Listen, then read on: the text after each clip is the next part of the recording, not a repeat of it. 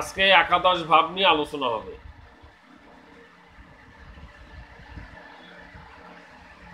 একাদশ ভাব হচ্ছে পরিপূর্ণতার জায়গা। একাদশ ভাব হচ্ছে পরিপূর্ণতার জায়গা, আমার ইচ্ছা পূরণের জায়গা। ইচ্ছা পূরণ কথাটা বুঝতে হবে। ইচ্ছা পূরণ মানে হচ্ছে আমার সেখানে স্বাধীনতা আছে, আমি সম্পূর্ণ স্বাধীন।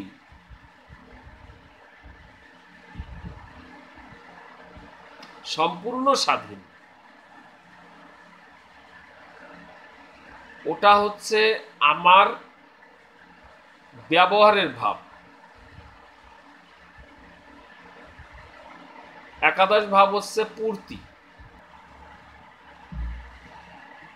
প্রাপ্তির ভাব।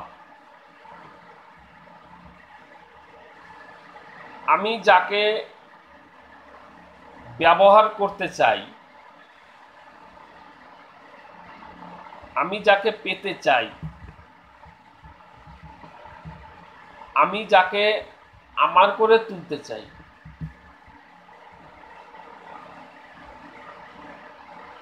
সেটা হচ্ছে একাদশ ভাব।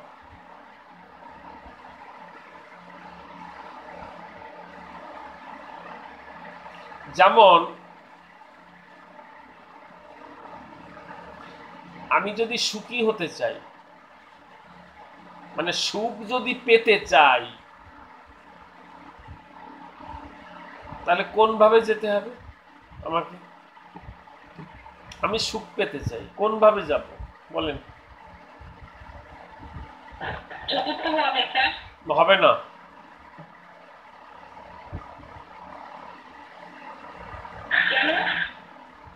চতুর্থ ভাবে গেলে সুখ পাবেন না আপনি।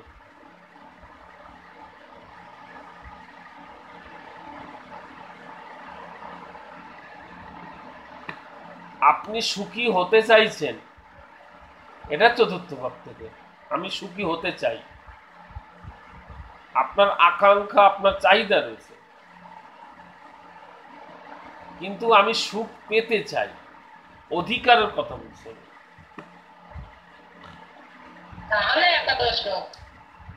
চতুর্থের একাদশ ভাব।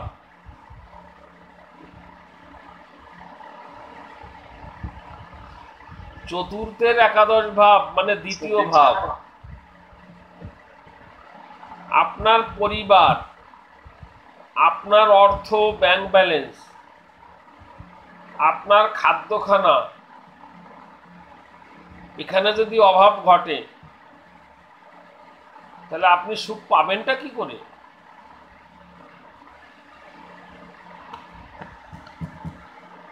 যে কোনো ভাবের মধ্যে যা রয়েছে, ধরেন আপনি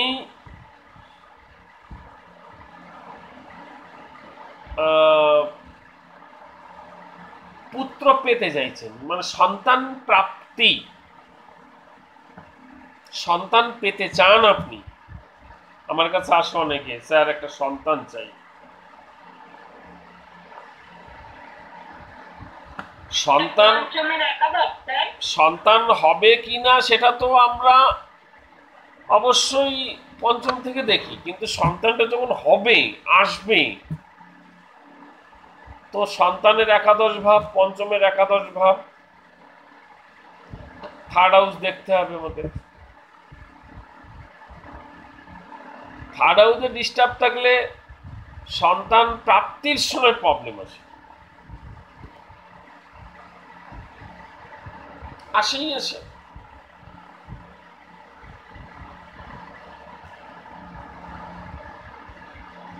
সন্তান আপনার হয়েছে,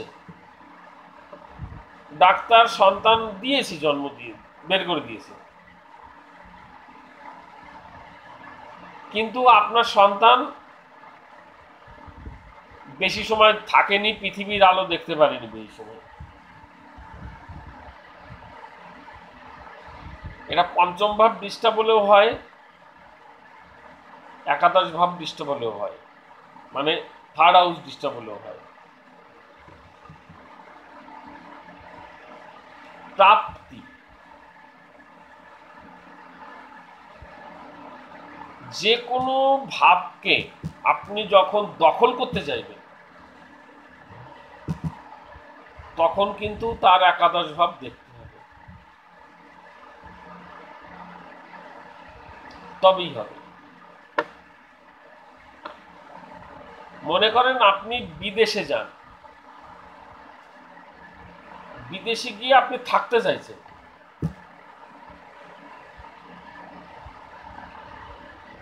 তাহলে বিদেশটাকে আপনি এনজয় করতে চাইছেন, ভোগ করতে চাইছেন, তাহলে দ্বাদশের একাদশ ভাবে যেতে হবে। দশম ভাব, দশম ভাব যদি কারোর ভালো না হয় তাহলে ওই দ্বাদশে গিয়ে বিদেশে গিয়ে জুত হয় না, তার প্রবলেম ক্রিয়েট করে।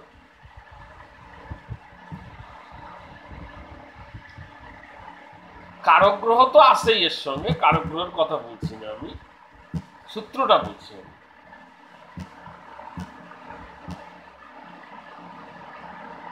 দ্বাদশ থেকে ব্যয় বিচার করি। ব্যয়, ব্যয় মানে খরচ। আপনি কোনো প্রোডাক্ট কিনতে গেলে খরচ করেন না, সেই খরচ। তো মনে করেন আপনি ব্যয় করতে চান, ব্যয় করতে চান, আপনি ওইখানে সফলতা পেতে চান আপনি, তো সেক্ষেত্রে আপনার দশম ভাব ভালো হতে হবে।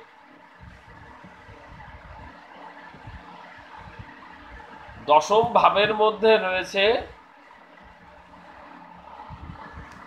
আপনার ব্যয় করার অধিকার আছে কিনা,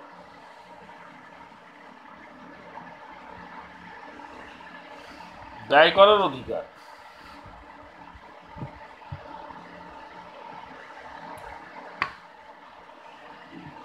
এখানে অষ্টম ভাবের প্রশ্ন আসে, দশম ভাবের একাদশ ভাব হচ্ছে অষ্টম ভাব।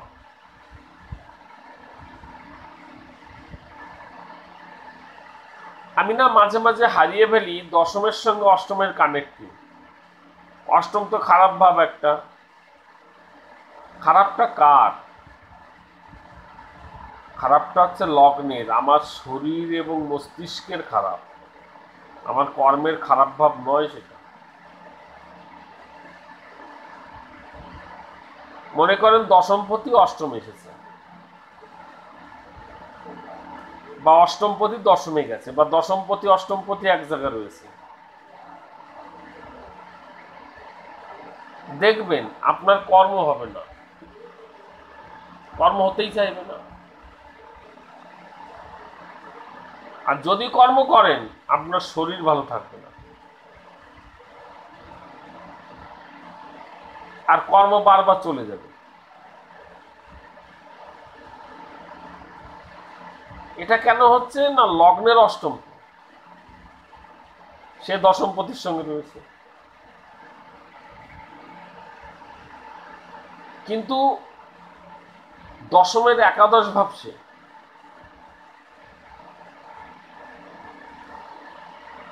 এই জন্য টেকনিক্যাল যদি কোনো কাজ করে কেউ, এক্ষেত্রে টেকনিক্যাল যদি কেউ কাজ করে এই প্রবলেমগুলো তার আসবে না, সে দুর্দান্তভাবে কাজ করে বেরিয়ে যাবে জীবনে, ভীষণ ভালো কাজ হবে, এবং তার কাজের মধ্যে নাম যশ খ্যাতি অনেক কিছু চলে যাবে। ইঞ্জিনিয়ারিং লাইন নিয়ে তাকে পড়াতে হবে।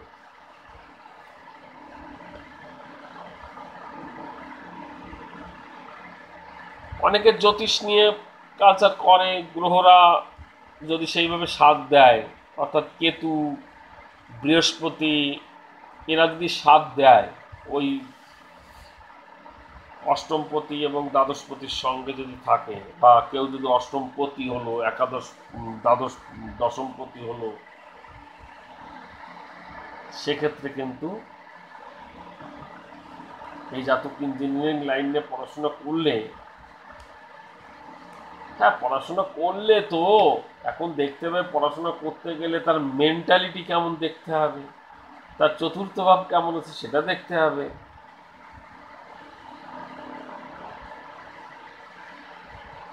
আমরা অনেক সময়, আমি এগুলো নিয়ে আলোচনা করবো যদিও, ভাবের গুরুত্ব এই জন্য বলা হচ্ছে। আমি বললাম যে চতুর্থ ভাব যদি পীড়িত হয় সায়েন্স নিতে বলবেন, আর না হলে শুভ হলে পরে কলা বিভাগ নিয়ে পড়াশোনা করবে। এবার অনেকে সায়েন্স নিয়ে পড়াশোনা করে, বাট পড়াশোনা সে করতে পারে না, মাঝখান থেকে ছেড়ে দিতে বাধ্য হয়। তাহলে সেখানে তার চতুর্থ পতির প্রবলেম আছে।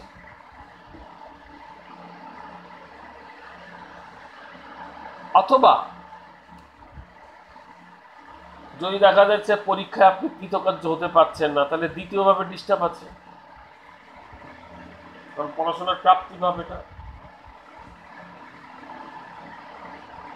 অথবা দেখা যাচ্ছে যে পড়াশোনা করতে করতে মাঝখান থেকে পড়াশোনা থাকছে না, তো সেক্ষেত্রে চতুর্থ ভাবে অষ্টম ভাব কানেক্ট হয়ে গেছে।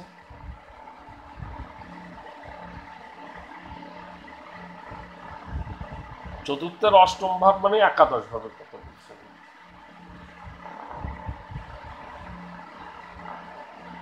চতুর্থ ভাবের সঙ্গে যাদের একাদশ ভাব জড়িয়ে যায় না, তাদের ছোটবেলা থেকে ইনকামের রাস্তা ধরে, তারা বেশি দূর পড়াশোনা করতে পারে না শুধু ইনকামের জন্য। ইনকাম করতে হবে, সাধারণত এরকম হয়।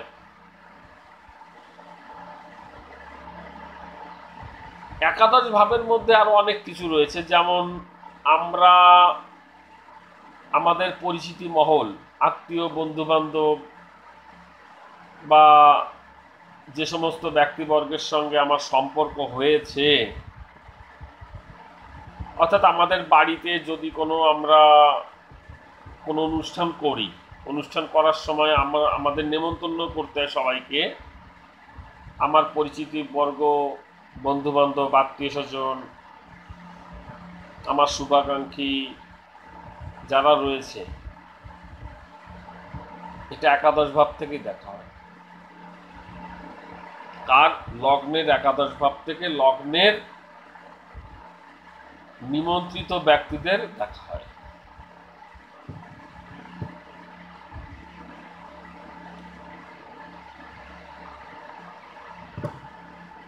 এখানে রিলেশনের কথা বলছি,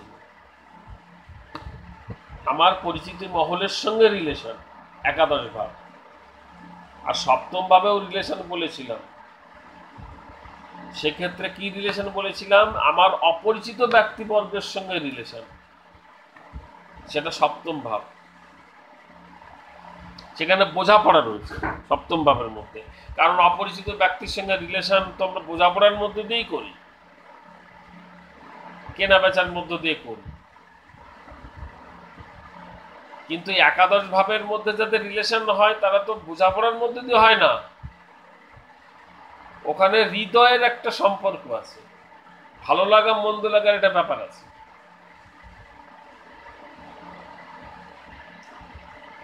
ঋত্বিক সম্পর্ক যাকে বলি, আমার শুভাকাঙ্ক্ষী যে কথাটা বলি, শুভাকাঙ্ক্ষী, এই শুভাকাঙ্ক্ষীরা সব হচ্ছে একাদশ ভাবের মধ্যে রয়েছে।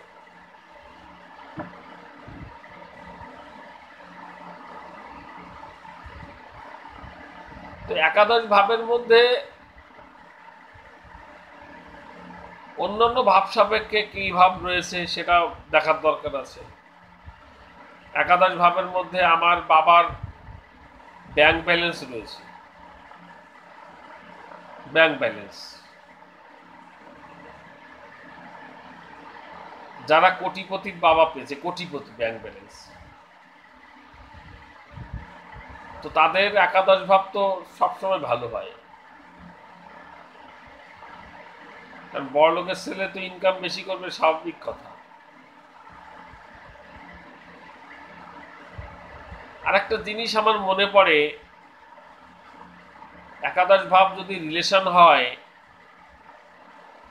একাদশ ভাব যদি আমার বাবার অর্থনৈতিক অবস্থা হয়, স্বাভাবিক ব্যাপার, যারা যে সমস্ত জাতক জাতিকারা ধনী পরিবারে জন্মগ্রহণ করে, বিশেষ করে বাবার ব্যাংক ব্যালেন্স অনেক আছে, সেই সমস্ত ব্যক্তিবর্গের দেখবেন অকেশন বা কোনো অনুষ্ঠান হলে পারে তাদের নেমন্তন্নের বাহারটা কত বড় হয়। তো সেটা একাদশ ভাব। একাদশ ভাব কিন্তু ত্যাগের জায়গা নেই, কিন্তু এ কিন্তু ত্যাগ জানে না। জিনিসটা কি জানে? প্রাপ্তি। তো প্রাপ্তি, প্রাপ্তি মানে কি? পাওনা। আমি কি পাবো? আপনার একাদশ ভাব যদি খারাপ হয়, তাহলে আপনার জন্মের সময় ঈশ্বর যেন বলতে পাঠিয়েছে যে তুমি জগতে যাও, কষ্ট করো, কিন্তু বেশি পাবা না।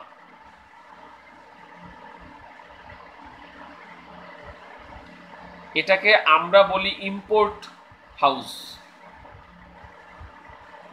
ইম্পোর্ট মানে কি? ইম্পোর্ট মানে হচ্ছে আপনার কাছে আসবে সেটা।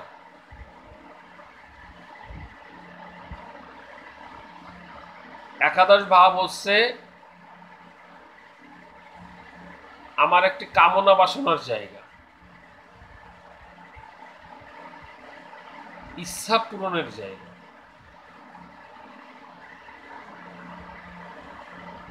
এই জন্য এই ভাবের মধ্যে প্রচন্ড পরিমাণে উগ্রতা রয়েছে।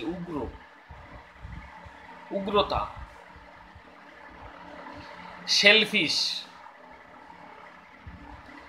সেলফিশের বাংলা মানে কি?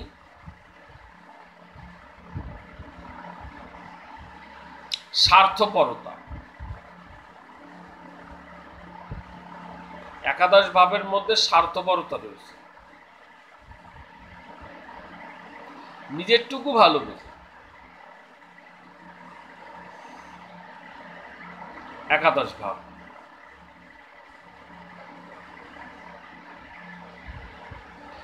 আমরা মৃত্যু বিচার করি কোন ভাবের থেকে? আমরা মৃত্যু বিচার করি অষ্টম ভাব থেকে।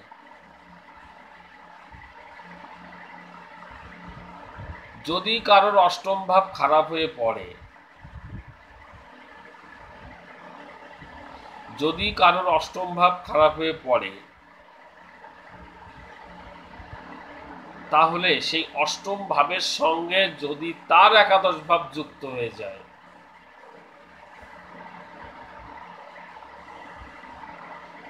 তাহলেই কিন্তু সর্বনাশ ঘটে যায়। কি সর্বনাশ?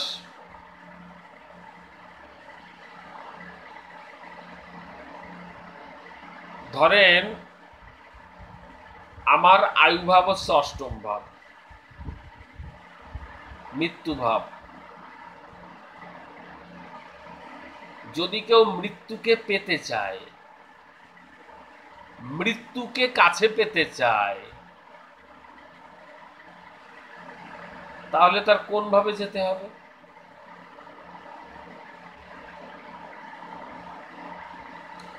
মৃত্যু পেতে চায়, কোন ভাবে যাবে? অষ্টমের একাদশ ভাব কোনটা? ষষ্ঠ ভাব। আপনি রোগ বাঁধিয়ে বসেন, দেখেন মৃত্যু হয় কিনা দেখাচ্ছে। আপনি যেটা পেতে চান, পেতে গেলে তো তার একাদশে যেতে হবে, কারণ একাদশ প্রাপ্তি ভাব বললাম।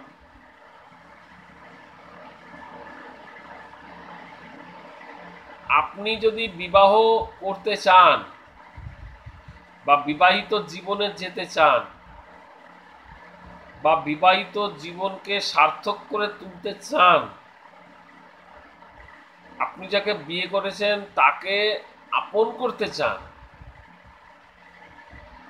করতে চান, তাকে ব্যবহার করতে চান, সে যাতে আপনার হয়, তার জন্য আপনাকে কি করতে হবে? তার একাদশ ভাবে যেতে হবে। একাদশ ভাবকে আমি লাইসেন্স বলি।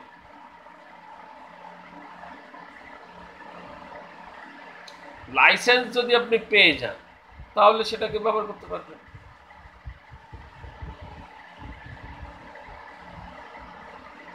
মনে করেন আপনি একটা গাড়ি কিনেছেন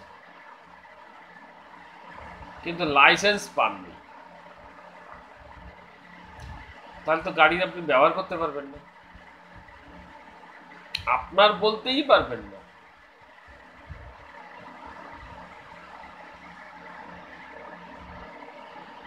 আর যদি লাইসেন্স পেয়ে যান,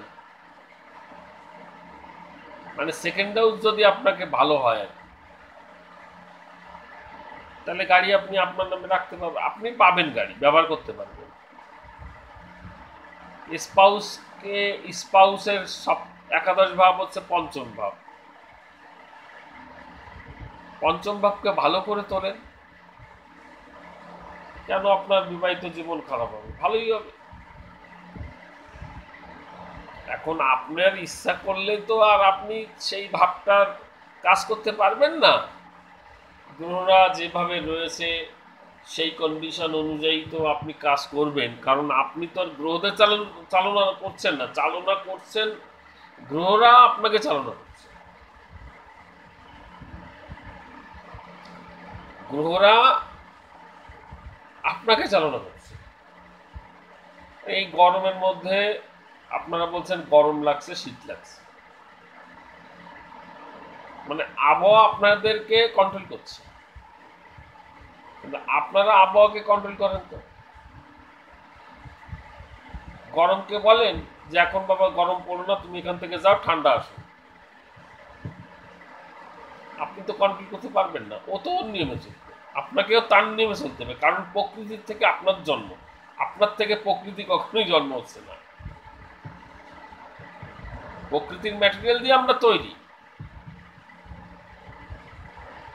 প্রকৃতির ম্যাটেরিয়াল দিয়ে আমরা তৈরি। ঠিক যেমন সমুদ্র থেকে লবণ উৎপন্ন হয়, যেমন সমুদ্র হচ্ছে প্রকৃতি, লবণ হচ্ছেন আপনি। আপনি কোথা থেকে এসেছেন? সমুদ্র থেকে।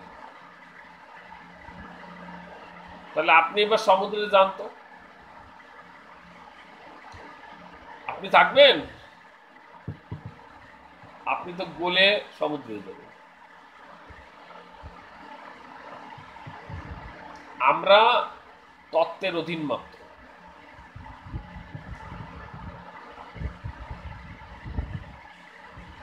তো এই হচ্ছে একাদশ ভাব। পঞ্চম ভাবের ষষ্ঠ ভাব কেন বলতে হবে এবার। পঞ্চম ভাবের ষষ্ঠ ভাব কেন?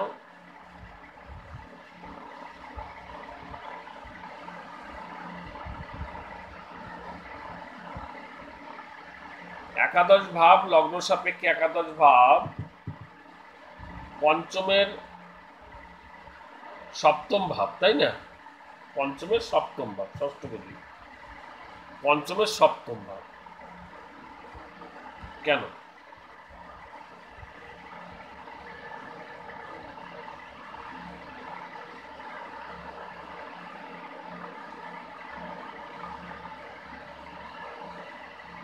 সপ্তম ভাবের কাজ,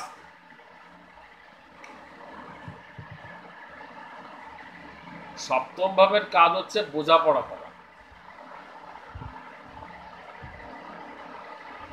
বোঝাপড়া করা।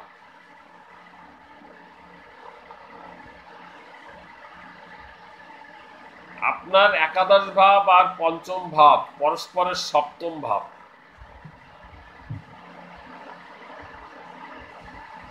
এই দুটো ভাবের মধ্যে যদি মিল থাকে, তাহলে আপনি আপনার বিবাহিত জীবনের সাকসেস পেতে গেলে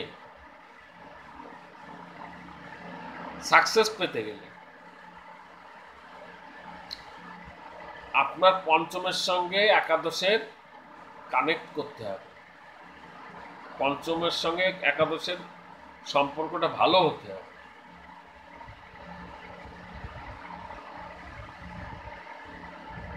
আর তা না হলে পারে সমস্যা আসবে। ধরেন আপনার পঞ্চম ভাব ভালো, একাদশ ভাব খারাপ, তাহলে আপনি যতই প্রেম নিবেদন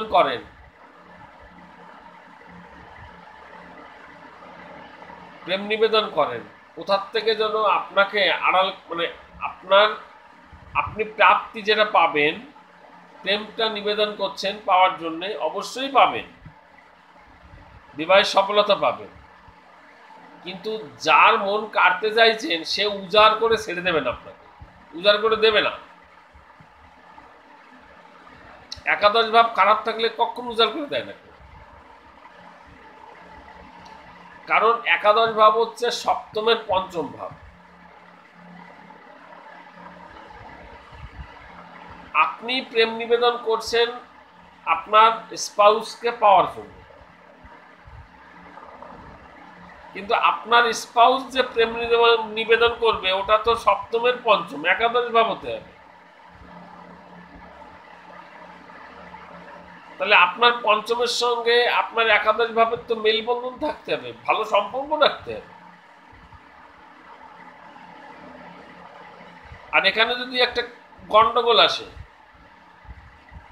তাহলে বুঝতে হবে আপনার স্পাউসকে আপনি যতই প্রেম নিবেদন করেন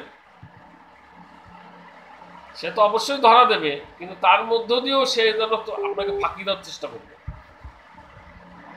একটা ফাঁকিবাজি চলে আসবে, লুকোচুরি খেলা করবে আপনার স্পাউস আপনার সঙ্গে।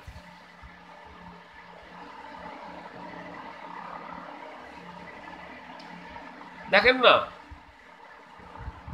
স্বামী ইনকাম করে, একটু কম টাকা ইনকাম করে, বউটাও ভালো, স্বামী স্ত্রী মোটামুটি ভালোই সংসার চলছে তাদের, কথা নেই বার্তা নেই, হঠাৎ করে বাড়ির বউ আর একজনের সঙ্গে সম্পর্ক তৈরি করে দিচ্ছে। কিন্তু অনেক সময় কি হয়, বাড়ির যে অনেক সময় গার্জেন আছে তারা সেটা মেনে নেয়। আমি দেখেছি অনেক মহিলাকে, তাদের ছকের মধ্যে দেখেছি এটা একাদশ ভাব করে, ওটা ভালো না।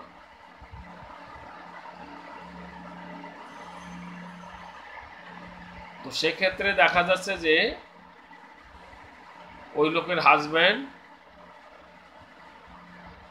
অন্য কোনো জায়গায় আসক্তি হয়ে পড়ে, অর্থাৎ সন্দেহ করে যে আমি আমার স্বামীকে এত ভালোবাসি, তারপরেও স্বামীর কাছ থেকে আমি মন পাই না, মনে হয় যে ও আমাকে ঠিক ভালোবাসে না, কি যেন লুকায়, ওকে আমার সন্দেহ হয়।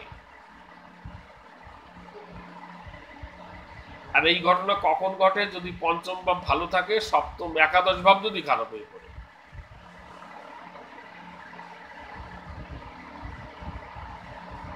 এটা হয়।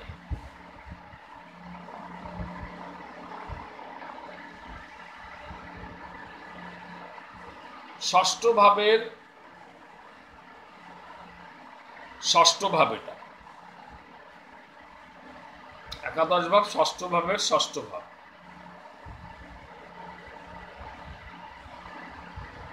স্বাভাবিক ব্যাপার, ষষ্ঠ ভাব হচ্ছে রোগ ব্যাধির জায়গা। আপনার যদি ইনকাম ভালো থাকে, রোগ ব্যাধি তো আপনি মালুম করবেন না, ওকে রিমুভ করতে এতটুকু সময় থাকবে না। আপনার রোগ ব্যাধি আপনার তো কম হবে, কারণ আপনার টাকা থাকবে, আপনি চিকিৎসা করিয়ে নেবেন।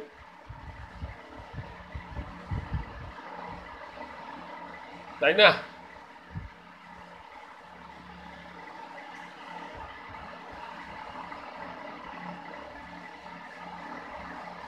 আপনারা আমার আওয়াজ, আপনারা আমার ভাষা, আমার কথাগুলো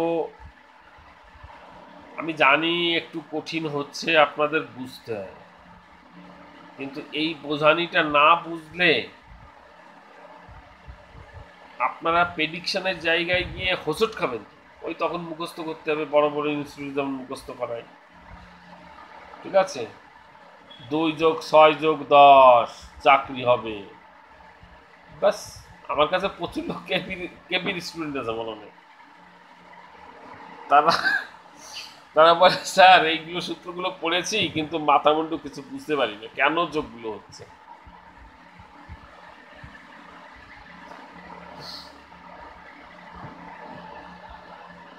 এটা হচ্ছে ব্যাপার।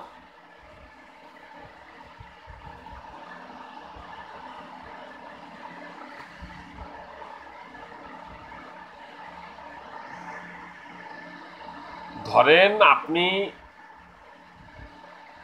একটা প্রোডাক্ট কিনতে যাবেন, প্রোডাক্ট আপনি কিনতে যাবেন,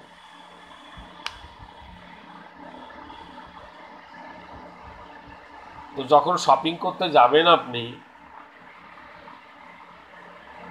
অনেক কিছুই দেখতে হয়, কিন্তু সে কথা বলছি না, বুঝবেন না, যেটা বুঝবেন সেটা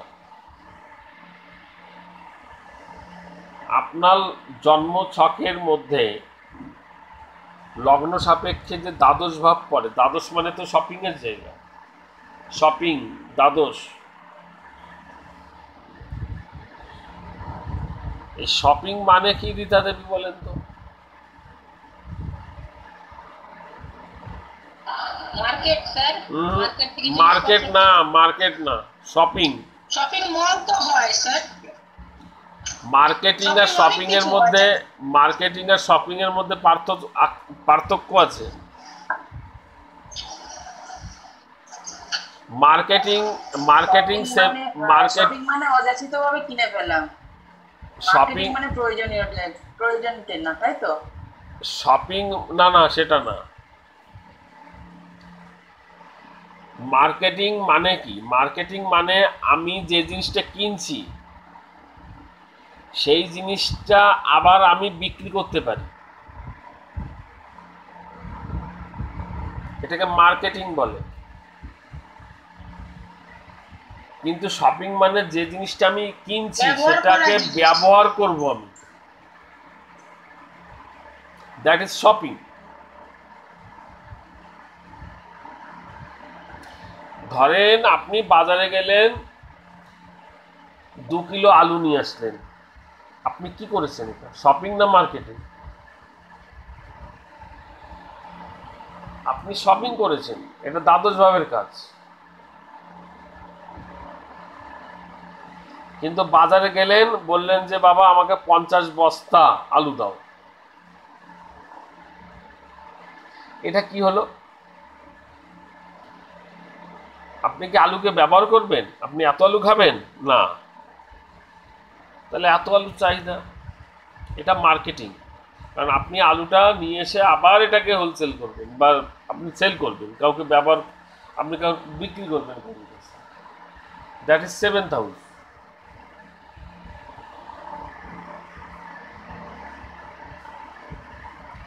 আপনারা এগুলো ভাবেন, ব্যাপারটা কি?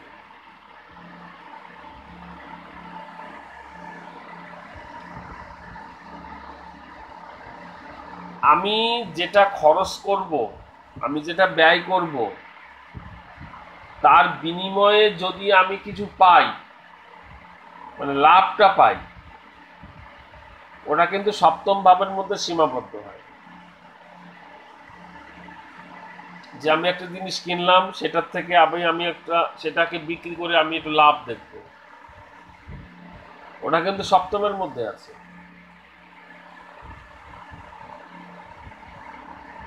তো আমি না বুঝতে পারি না সপ্তমের মধ্যে এটা কেন আছে।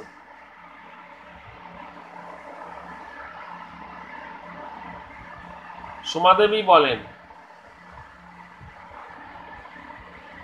হ্যাঁ স্যার। আমি 50 বস্তা আলু কিনলাম,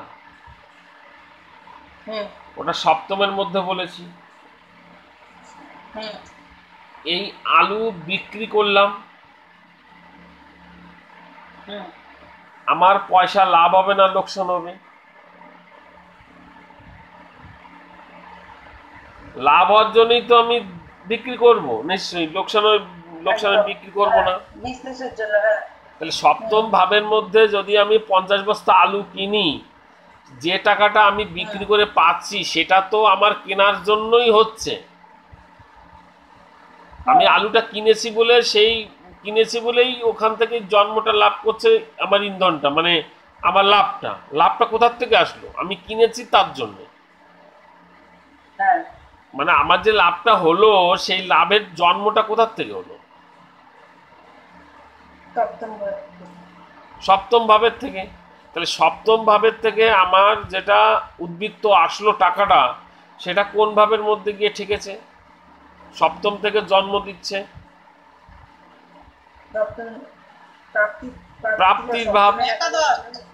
আমার একাদশ ভাব, অর্থাৎ সপ্তমের পঞ্চম ভাব। আমরা পঞ্চম ভাব থেকে মানে সৃষ্টি বুঝি।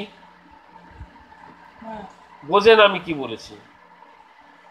হুম আমি 50 বস্তা আলু কিনলাম, আমার মনে করেন আমার মানে 20,000 টাকা লাভ হলো, মনে করেন সাপোজ। হুম তাহলে এই 20,000 টাকা লাভ হয়েছে 50 বস্তা আলু বিক্রি করার মধ্য দিয়ে, তো লেনদেন করেছি আমি, তার ফলটা তৈরি হচ্ছে না, তার ফল। হুম তাহলে সপ্তমের ফলটা তো একাদশে এসে পড়ে। হ্যাঁ হ্যাঁ। আমি বলছি ইনকাম জিনিসটা কি সেটা বোঝাতে চাইছি। ইনকাম জিনিসটা কি আপনি বুঝতে পারছেন কি বলছি? হ্যাঁ হ্যাঁ। আমার যে প্রাপ্তির জায়গা, আমি সেটা বোঝাতে চাইছি। কিন্তু আপনি দ্বাদশের মধ্যে যেটা ব্যয় করেছেন, হুম ধরেন একটা টিভি কিনেছেন বাড়িতে ব্যবহার করার জন্য, ওকে, হুম বা একটা মোবাইল কিনেছেন আপনি নিজে ব্যবহার করার জন্য, ওটা কি সপ্তমের মধ্যে না দ্বাদশের মধ্যে বলে নাকি? দ্বাদশে ঘর। এটাকে ব্যয় বলে। কিন্তু যদি আমি দেখা যাচ্ছে যে আমি মনে করেন বা কোনো একটা কোম্পানির, বিশেষ কোম্পানির বললাম আমাকে বাবা 20 সেট দিয়ে দাও, এটাকে তাহলে কি সেটা বিজনেস। এটাকে কি ব্যয় বলে? এটাকে কি ব্যয় বলে? কেউ বলে ব্যয়? এটা না না, এটা ওটা ব্যয় নয়, এটা কেনাবেচা দ্বাদশ করার। নয়, এটা সপ্তমের মধ্যে রয়েছে। এখানে লেনদেনের খেলা চলছে, এখান থেকে উদ্বৃত্তের আশা করছি আমি, অর্থাৎ একাদশ ভাবের জন্ম নেবে, মানে সপ্তমের পঞ্চমের জন্ম নেবে, আমার কিছু আসবে আর কি। হুম, হুম। কিন্তু আপনি নিজের ব্যবহারের জন্য যে মোবাইলটা কিনেছেন দ্বাদশের ফলে, এর ফলে কি হবে? আপনি আপনার মোবাইলটা ব্যবহার করার ফলে আপনার মধ্যে কি জন্ম নেবে? সুখ জন্ম নেবে, সুখ চতুর্থ জন্ম ভাব নেবে, বলা হয়। আপনি সুখ পাবেন। হুম। বুঝতে পারছেন ব্যাপারটা কি? হ্যাঁ, হ্যাঁ, এবার ভাবুন, বুঝতে পারলাম। সার্কেলগুলো ভাবতে হবে আপনাকে,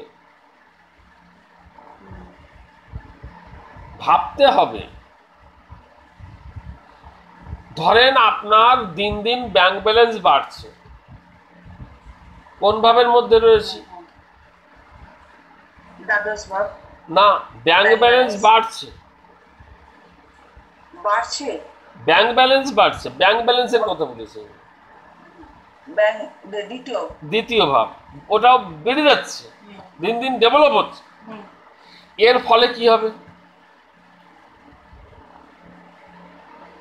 এরপর এই ষষ্ঠ ভাব ষষ্ঠ ভাবের জন্ম নেবে।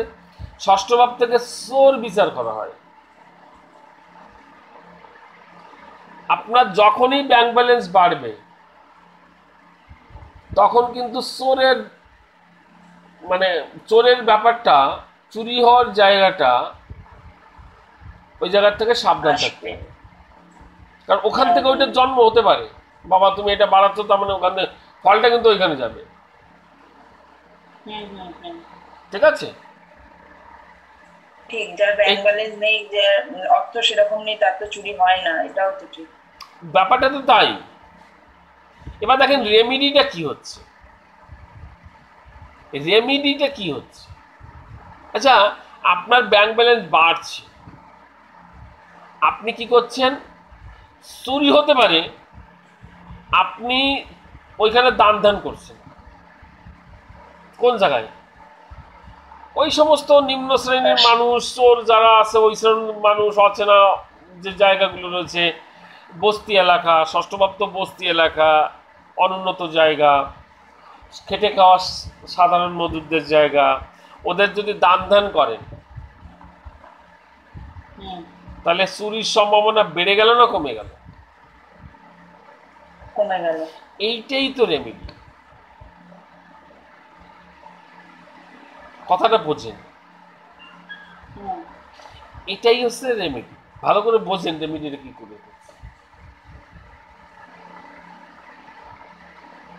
তো আমি বলছি না যে এই রেমেডিটা আপনাকে কাজে লাগাতে, কারণ আপনাকে ব্যাংক ব্যালেন্স বেড়ে গেলে এখন বলবো না যে আপনি দান ধ্যান করেন, বাট দেখেন যাদের প্রচুর টাকা পয়সা আছে, প্রচুর ডেভেলপ হচ্ছে, অর্থনৈতিক উদ্বৃত্তি বাড়ছে, তারা কেন দান ধ্যান করে?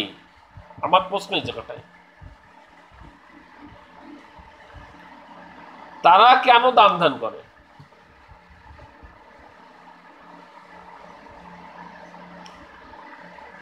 বুঝুন ঠেলা করে তো অনেকে,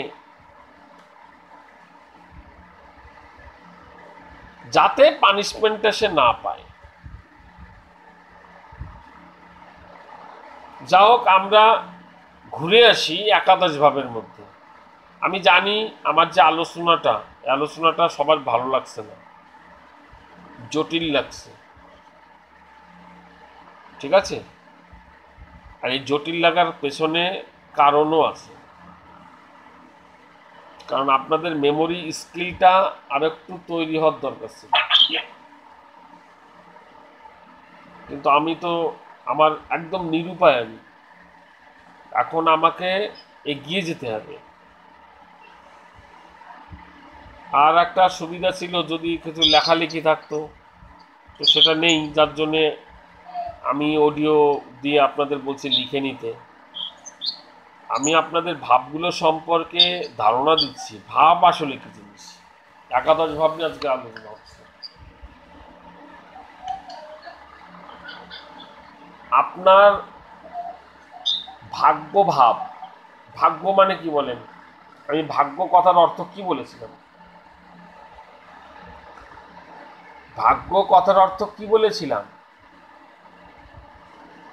ভাগ্য এসছে ভোগ থেকে। একাদশের সঙ্গে কি লেনা দেনা আছে? একাদশের সঙ্গে লেনা দেনা কি?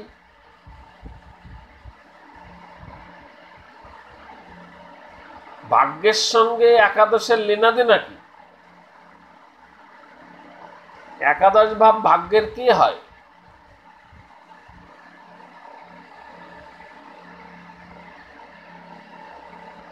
একাদশ ভাব ভাগ্যের তৃতীয় হয়, থার্ড হাউস। থার্ড হাউসকে আমরা প্রচেষ্টা বলি।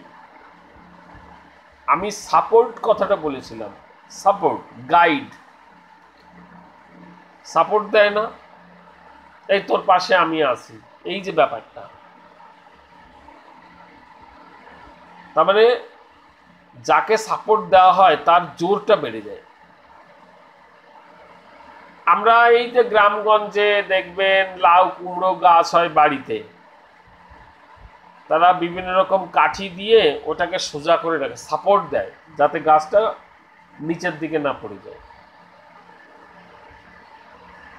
ছোট ছোট বাচ্চাদের সাপোর্টের ভাব হচ্ছে তাদের বাবা মা, পরিবার, যাতে আপনি ঠিক মতন দাঁড়াতে পারেন, সাপোর্টেড ভাব।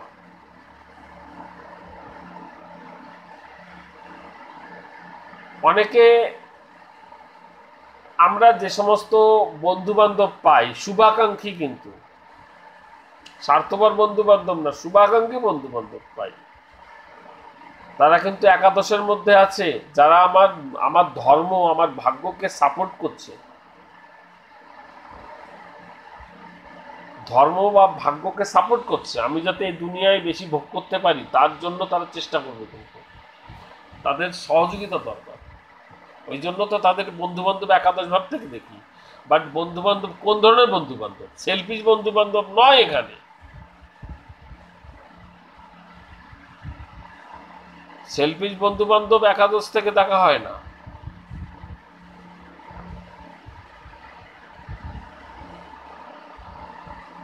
রিয়াল ঋত্বিক যে সম্পর্ক রয়েছে যে সমস্ত মানুষদের সঙ্গে বা বন্ধু বান্ধবের সঙ্গে,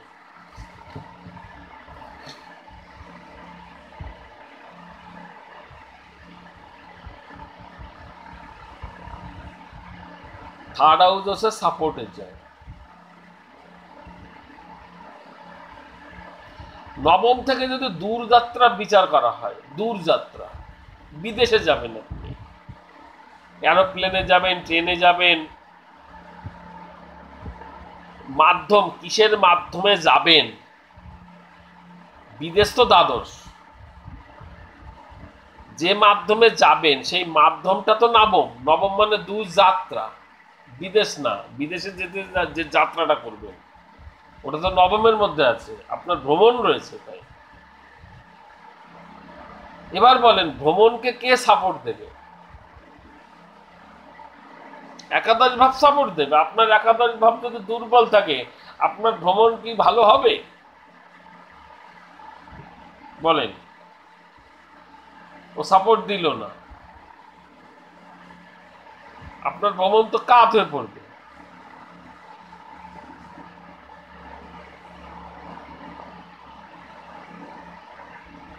বোঝেন ঠেলা?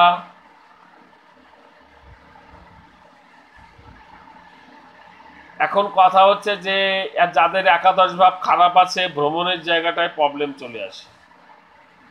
আমি কিন্তু বিদেশে সেটেলমেন্টের কথা বলছি না, আমি কিন্তু ভ্রমণের কথা বলছি।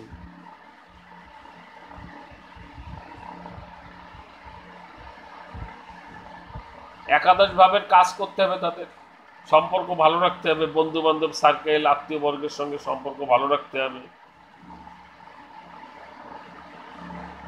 তবে ভ্রমণ ভালো হবে, একাদশ ভাব সাপোর্ট দেবে। সোশ্যাল সার্কেলটাকে ভালো করলে আপনার ভ্রমণের জায়গাটাই বেড়ে যাবে, ভ্রমণটা ভালো হয়ে যাবে।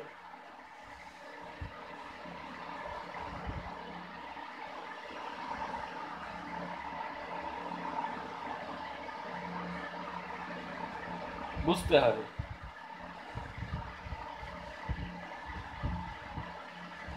নবমে যদি রাহু থাকে, নবমে রাহু রয়েছে আর একাদশে বৃহস্পতি রয়েছে, আমি গ্যারান্টি এই জাতক দেশ বিদেশে শুধু ঘুরেই বেড়াবে, এর ভ্রমণ প্রচুর বেশি হবে, ঘুরতে ভালোবাসবে।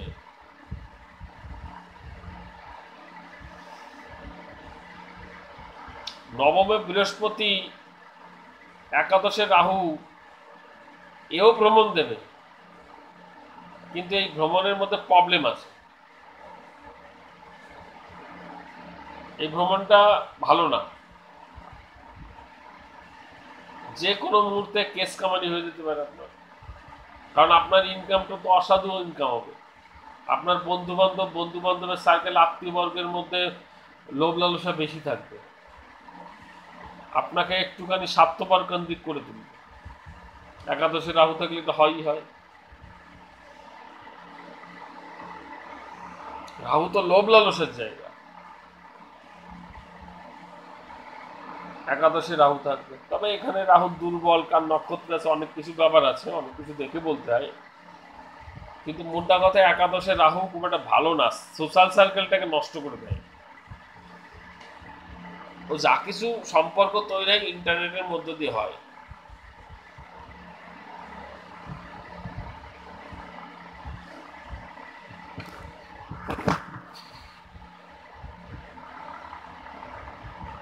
একাদশের মধ্যে কোন কোন গ্রহ ভালো, কোন কোন গ্রহ খারাপ। একাদশের মধ্যে রবি থাকলে খুব ভালো, একাদশের মধ্যে চন্দ্র থাকলে ভালো, একাদশের মধ্যে মঙ্গল থাকলে সেটা খুব একটা ভালো না। কারণ মঙ্গল থাকলে জাতকের মধ্যে হিংস্র ভাবটা বেশি চলে আসে, আত্মীয় বর্গের সঙ্গে, সোশ্যাল সার্কেলের সঙ্গে প্রবলেম চলে আসে। অবশ্য যদি মঙ্গল এখানে শুভ হয় তো আলাদা কথা, শুভ হলে পরে আলাদা কথা এটা। কারণ সাধারণত মঙ্গল যে ভাবের মধ্যে থাকে সেই ভাবটাকে খারাপ করে দেয়।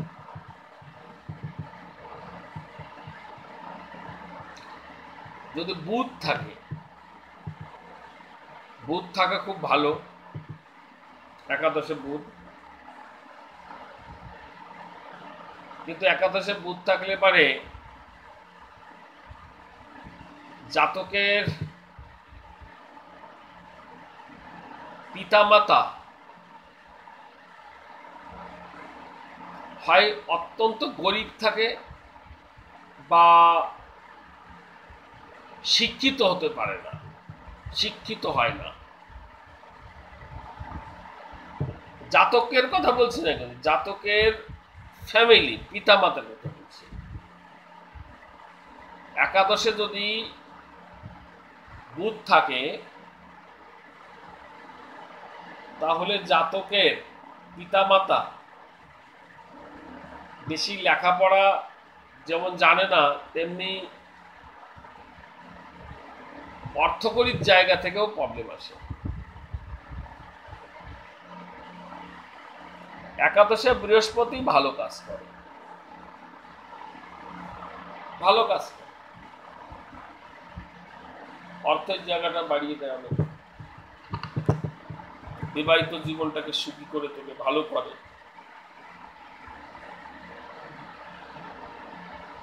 একাদশে বৃহস্পতি। কিন্তু জাতকের সাহসটাকে কমিয়ে দেয়।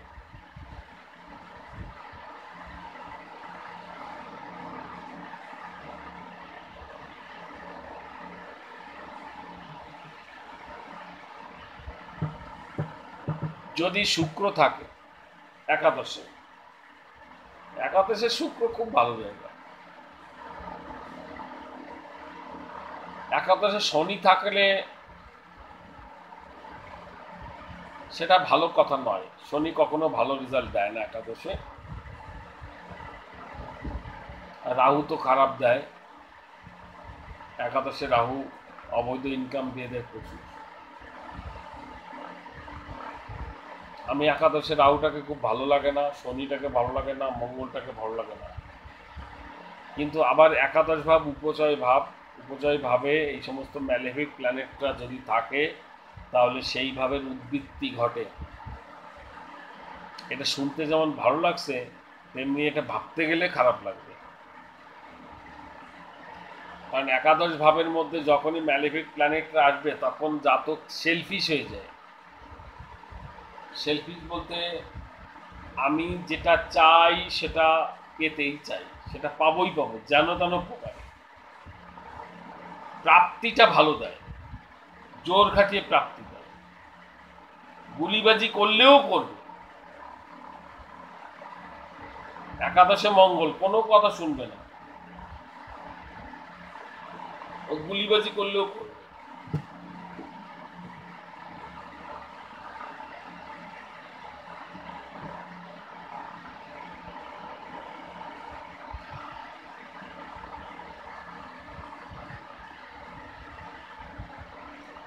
বাপ্পাদিত্য,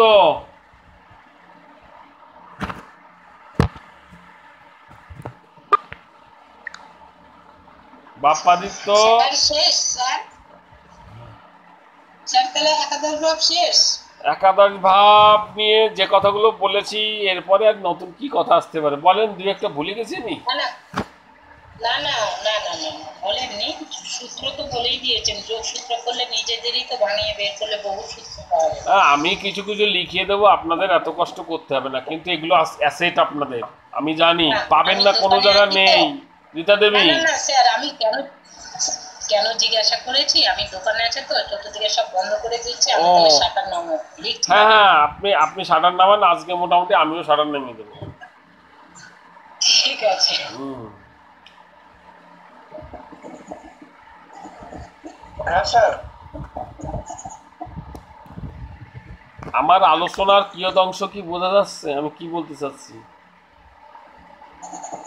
আমি বুঝতে পারছি কিছু কিছু, মানে গড়বিলো হয়ে যাচ্ছে আমি কিছুটা। বোঝাতে চাইছি একাদশ ভাবটা আসলে জিনিসটা কি, এটাই বোঝাতে চাইছি। হ্যাঁ স্যার, যে সম্পর্কটা দেখাচ্ছেন ওটা কিছুটা বুঝতে পেরেছি। মাথায় ওটা এলোমেলো হয়ে যায়।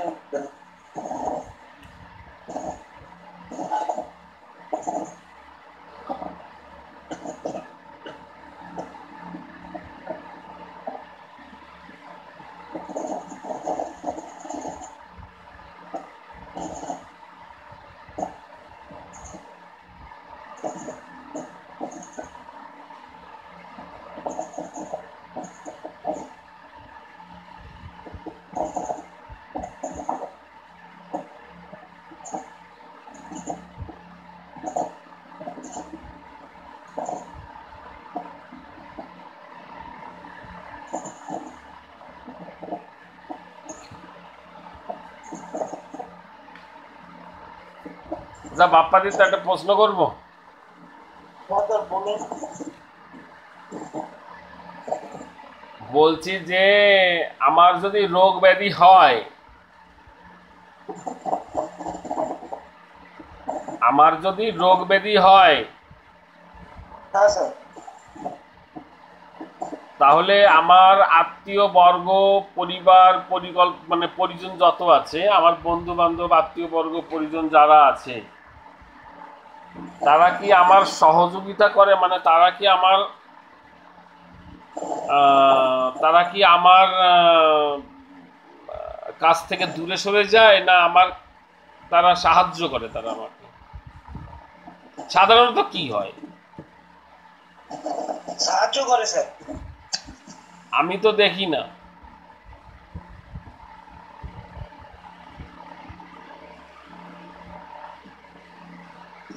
আমি তো দেখতে পাচ্ছি না।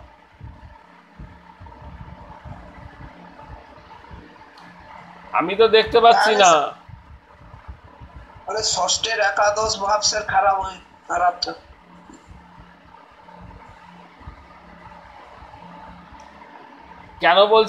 কেন বলছি দেখতে পারি না?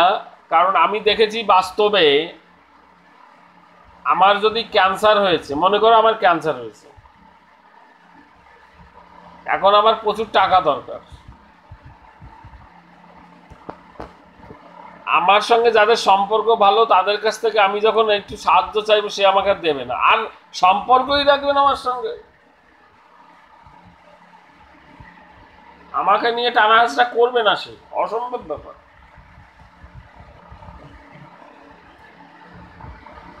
হয় না।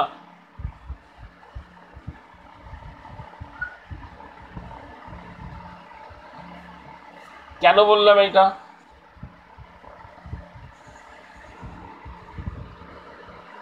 শৈবাল গোলদার,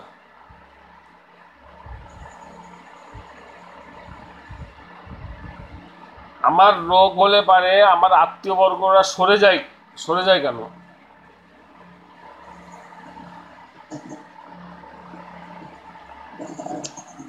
টাকা দিতে হবে বলে হরস্কোপের মধ্যে ভাব নিয়ে বলতে হবে। স্যার। একাদশ ভাব অশুভ বলে, কারণ ওখান থেকে আত্মীয় স্বজন বিচার করা হয়, ওটা অশুভ, তাই আত্মীয় বর্গ সরে যায়। রোগ ব্যাধি হয়েছে তো আমার, স্যার ওটা ষষ্ঠ ভাবে ষষ্ঠ ভাব, ষষ্ঠ ভাব, ওটা বাধারই জায়গা, ওটা ষষ্ঠ ভাবের ষষ্ঠ ভাব।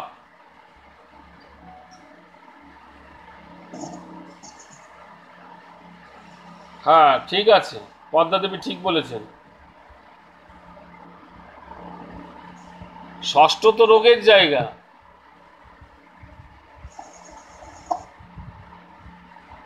দেখেন একটা কথা বলি, ষষ্ঠ তো রোগের জায়গা।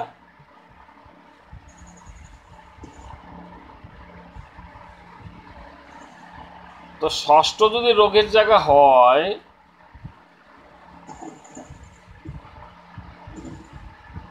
তাহলে একাদশ ভাবটা ষষ্ঠের ষষ্ঠ ভাব, ও তো শত্রুতা করবেই আমার সঙ্গে।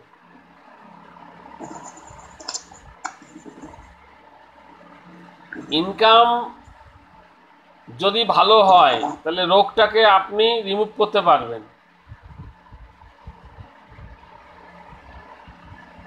রিমুভ করতে পারবেন।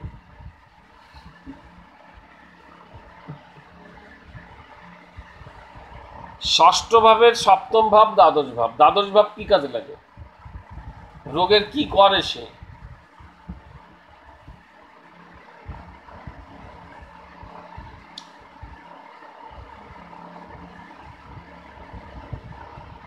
দ্বাদশ ভাব রোগের কি কাজ করে?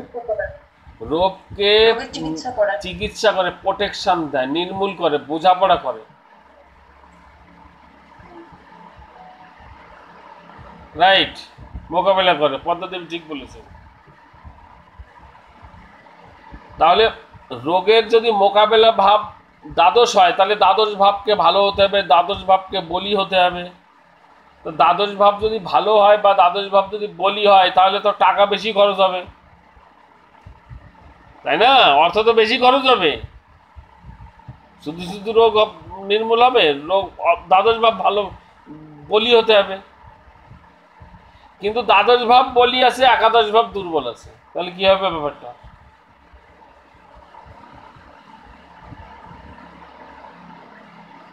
আপনার দ্বাদশ ভাব ভালো, ব্যয়ের পরিমাণ বেড়ে গেল, কিন্তু একাদশ ভাব দুর্বল আছে, খারাপ আছে। আত্মীয়বর্গ কেউ আপনার সাথ দেবে না, আপনার বন্ধু বান্ধব সার্কেল সাথ দেবে না, আপনার ইনকাম বন্ধ হয়ে গেছে। বলেন এইবার বাস্তবের মাটিতে আসুন।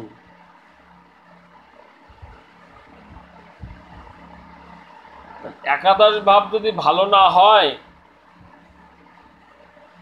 তাহলে দ্বাদশ ভাব কি করে ভালো হয়?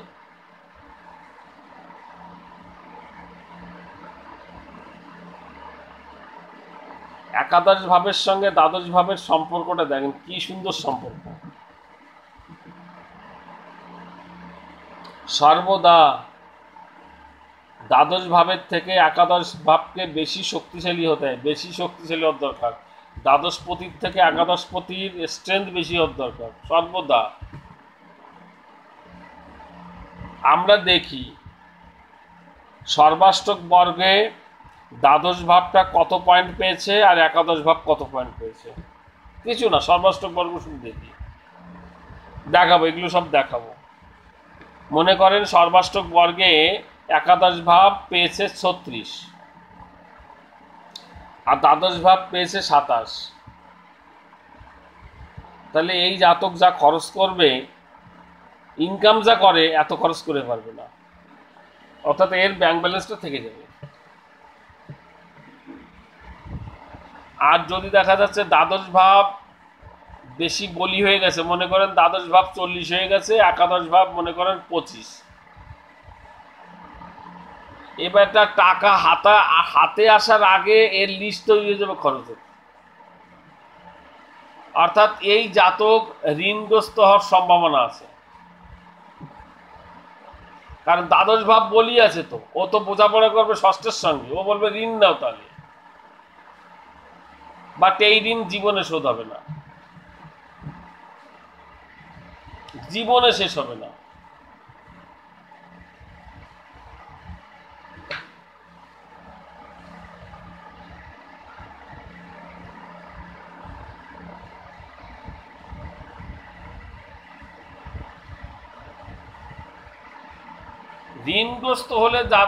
ঋণগ্রস্ত হলে পাবলিক কি সুখে থাকে না দুঃখে থাকে?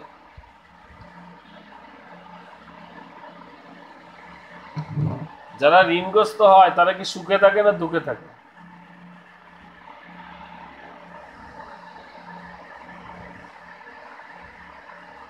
প্রশ্ন উঠে আসছে কি সুন্দর না?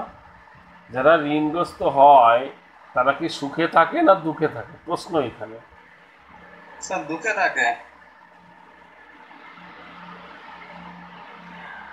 যদি দুঃখেই থাকে তাহলে ঋণ নেয় কেন?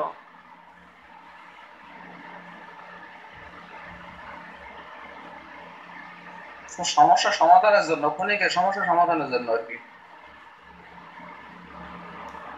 যারা ঋণ নেয়, যারা ঋণ নেয়, ঋণ নেওয়ার সময় তারা মনে করে ভালোই লাগছে, সুখ পায় প্রচুর।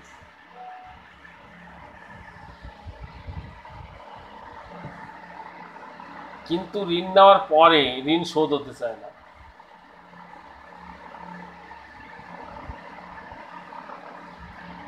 ঋণ শোধের জায়গা কোনটা?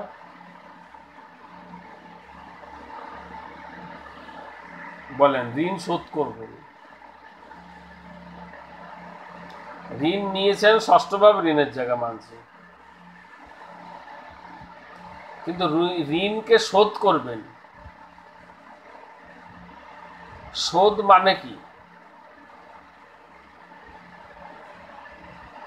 আমি বলছি ঋণ, ঋণটাকে শোধ করবেন।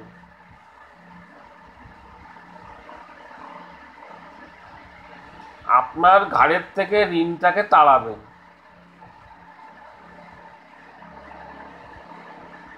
তাই না? লগ্ন ভাব, অষ্টম ভাব, ষষ্ঠের অষ্টম।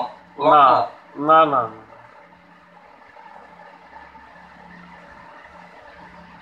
ঋণটাকে ব্যয় করতে হবে।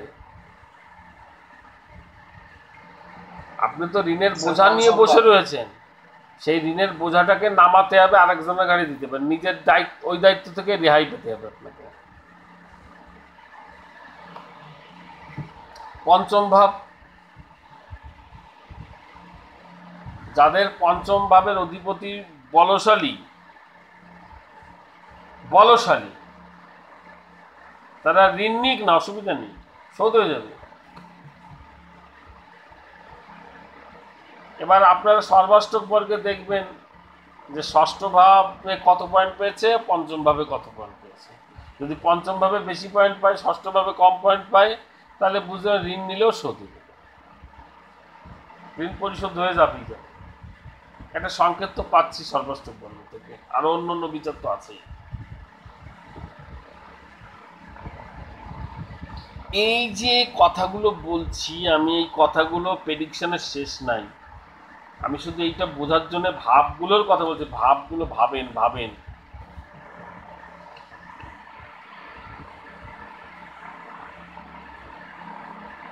ভাবেন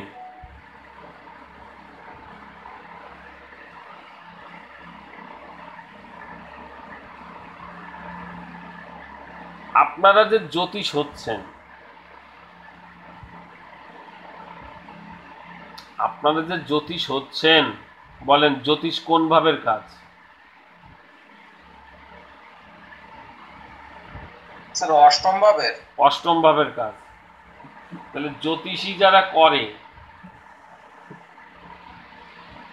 যারা জ্যোতিষী করে, তাদের ভাগ্য ভালো না ভাগ্য খারাপ? বলেন।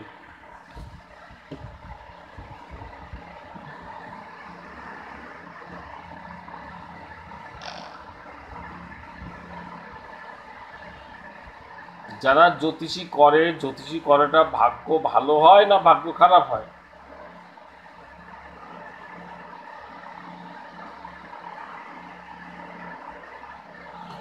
স্যার থার্ড হাউস দেখতে হবে না, অষ্টম ভাব বলেছি। আর ভাগ্য কথাটা কোথা থেকে আছে? ভাগ্য কোথায়?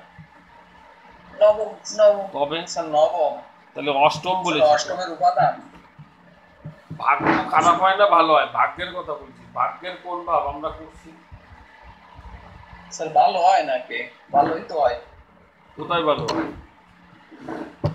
স্যার ওই পঞ্চমের সাথে কানেক্ট করতে হবে তো। না, পঞ্চম নবম এগুলো আমি connect- বলছি অষ্টমটা নবমের কি হয়? অষ্টমটা নবমের আচ্ছা, ব্যয় বা নাশ দ্বাদশ। ব্যয় ভাব, ব্যয়। বোঝা গেছে? হ্যাঁ স্যার। কোনো জ্যোতিষী বলতে পারবে না যে আমার ভাগ্য ভালো হচ্ছে। স্যার তাইলে আমাদের ভাগ্য কি খারাপ হচ্ছে? অবশ্যই আপনারা সবাই ভাগ্য খারাপ নিয়ে বসে রয়েছে।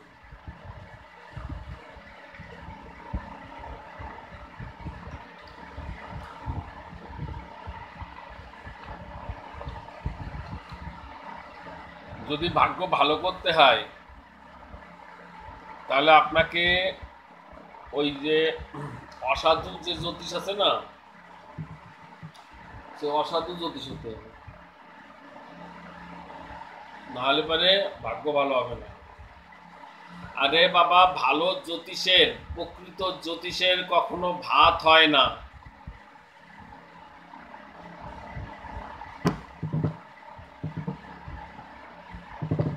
স্ট্রেংথ। আচ্ছা, জ্যোতিষ করছি ভাগ্য খারাপ হয়ে যাচ্ছে? অবশ্যই। ভাগ্য মানে ভোগ। আপনি ভোগ জগতের এই ভোগটা কমতে শুরু করেছে, ভোগটা কমতে শুরু করেছে। এবার একটু তত্ত্ব কথা বলি। ভোগ হচ্ছে সকাম কর্মের কাজ। সকাম ধর্ম ভোগ তৈরি করে, নিষ্কাম ধর্ম ভোগ পরিহার করে। বিবেকানন্দের কর্মযোগ কি পড়া হয়েছে কারো? নেই মনে করে পড়া। বিবেকানন্দ বলছে নিষ্কাম কর্ম করো, গীতায় নিষ্কাম কর্মের কথা বলা হচ্ছে। তবেই তুমি মোক্ষ পথের প্রতীক হবে। অর্থাৎ অষ্টম ভাব মোক্ষ ভাব, চতুর্থ ভাব মোক্ষ ভাব, দ্বাদশ ভাব মোক্ষ ভাব।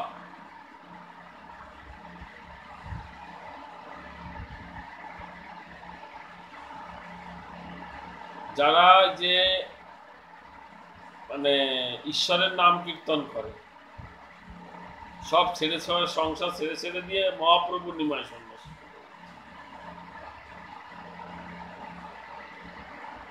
আচ্ছা, মহাপ্রভুর কি ভাগ্য ভালো না ভাগ্য খারাপ বলেন?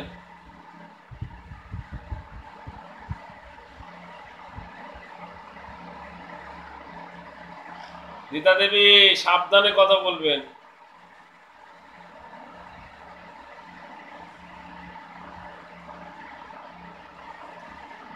আমি যে বলবে মহাপ্রভুর ভাগ্য ভালো, আমি তাকে মহাপ্রভুর চরিত্র দিয়ে দেবো, যে মহাপ্রভু যেভাবে গেছে সেইভাবে আপনি চলে যাবেন। দেখি আপনার বুকের পাটা কেমন হবে।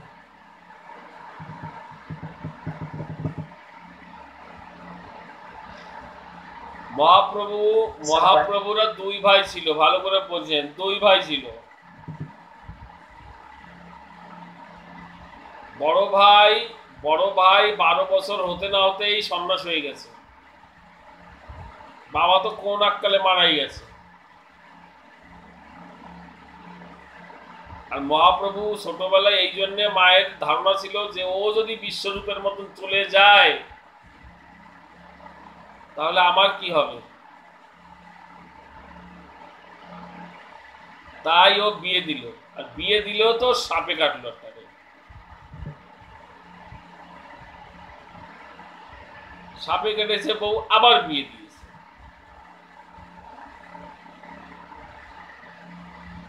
যখন ওই দ্বিতীয় বিয়ে দিয়েছে তখন বাবার জন্য, বাবা মারা গেছে তার আগে, বাবার জন্য গয়াধামে পিণ্ডি দিতে গেছিল, বাবার কাজ করার জন্য। বিয়ে কিন্তু করেছে, দ্বিতীয় বিয়ে বিষ্ণুপ্রিয়াকে বিয়ে দিয়ে দিয়েছে। মায়ের অবাধ্য সন্তান, মায়ের খুব বাধ্য সন্তান, মা যেটা বলে সেটা শোনে। মাকে খুব ভালোবাসে, মাও খুব ভালোবাসে। মা ছেলে দুনিয়ায় আর কেউ নেই তা। কিন্তু গয়াধামে পিণ্ডি দিতে গিয়েই ওখানে ঘটেছে অঘটন। আসলে ঠিক ওই টাইম ওর দশা গেছে চেঞ্জ হয়ে। ওর দশা চেঞ্জ হয়ে গেছে। বাড়িতে এসছে, যে নিমাই ব্রাহ্মণদের মানে নিন্দামন্দ করত, সেই নিমাই ব্রাহ্মণদের পা ধরে বাঁচে না এখন। হা কৃষ্ণ বলে সংসার ত্যাগ করলো, মায়ের কথা একটুও চিন্তা করলো না। খাওয়া নেই, স্নান নেই, কিছু নেই, সবসময় মুখে কৃষ্ণ নাম। মা তো বুঝলো ছেলে আমার পাগল হয়ে গেছে।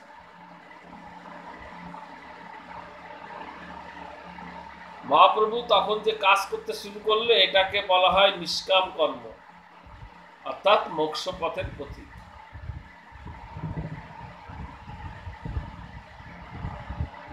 যারা মোক্ষ প্রাপ্তির মানুষ, তারা নিজের সুখ দেখে না, তাদের জন্য অপরের সুখ উৎপন্ন হয়।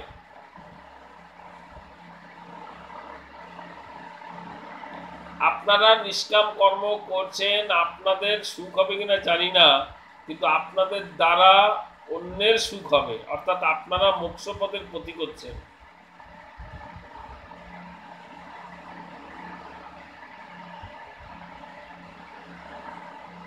আর যদি মনে হয় না আমরা ভগবানের চরণ ধরবো না, আমরা মোক্ষ পথের প্রতীক হব না,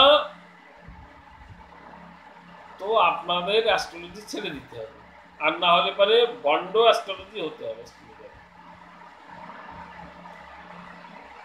পরের টাকা মেরে খেতে হবে, যেটা অনেকে করে, তবে আপনি ভোগ করতে পারবেন।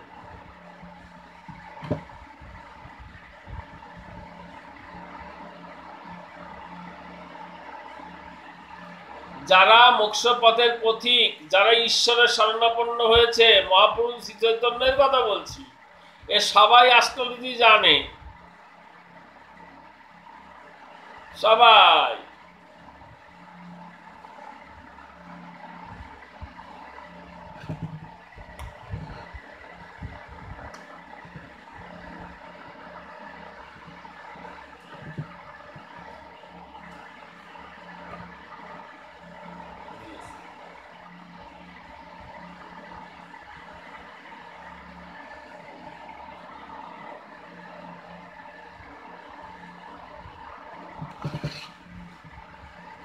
বলছি কি স্যার, এটা জ্যোতিষের মধ্যে সাবজেক্ট আপনার আমাদের শেখানোর নয়, তবুও যদি কোনোদিন মানে শেষের অধ্যায় সময় হয়, এই বিষয়টা একটু আলোচনা করে একটু বুঝিয়ে দেবেন।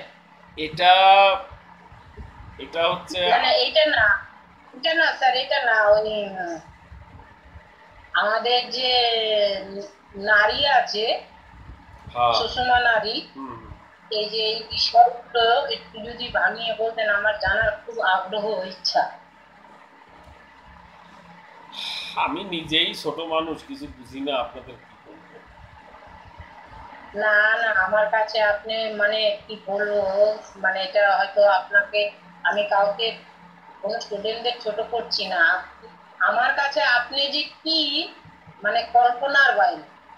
আমি তো সর্বত্র ঘুরেছি, কেউ কচু বাগানে না গেলে বোঝে না যে কচু গায়ে রস লাগলে আমি রীতা দেবী এই কথাটাই বলছি, অনেক জায়গায় অনেক টাকা অপচয় করেছি, কিন্তু জ্ঞান আমি পাইনি, যেটা আপনার কাছ থেকে আমি পেয়েছি।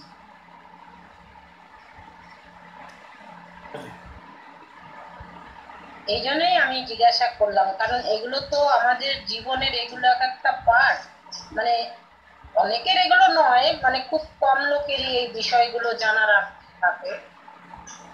আমি সেই বিষয়ে, এই ব্যাপারে মানে সঠিক সিদ্ধান্ত আমি কারো কাছে আজ পর্যন্ত পাইনি। রীতা দেবী, একটা ছোট কথা বলি আপনার কথার উপর দাঁড়িয়ে। বলেন স্যার। আমরা প্রতিদিন স্নান করি, সাবান শ্যাম্পু দিয়ে স্নান করি, আমাদের গায়ের যত ময়লা আছে সেটাকে পরিষ্কার করার জন্য, শরীরটা তাতে সুস্থ থাকে। কিন্তু কখনো কি আমাদের আত্মাটাকে আমরা শুদ্ধি করেছি? স্নান করিয়েছি?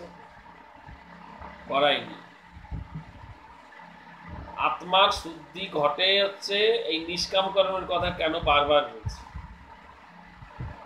এই অষ্টম ভাবের দ্বাদশ ভাব আর চতুর্থ ভাবের মধ্যে এগুলো রয়েছে। আমরা যেটা করছি না, আমরা যে কাজগুলো করছি এখন, এটা হচ্ছে আপনার আত্মার শুদ্ধিকরণ। এটা কিন্তু সহজ কথা নয়, এটা অনেক বড় জিনিস, এটা অনেক বড় জিনিস। আমাদের কি ঈশ্বর শরণাপন্ন, আমাদের কি ঈশ্বর আশীর্বাদ দান করেছে।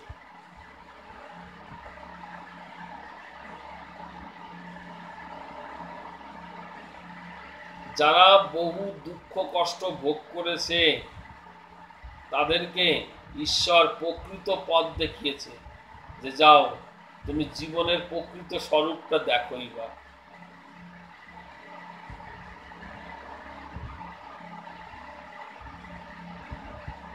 রবীন্দ্রনাথ ঠাকুর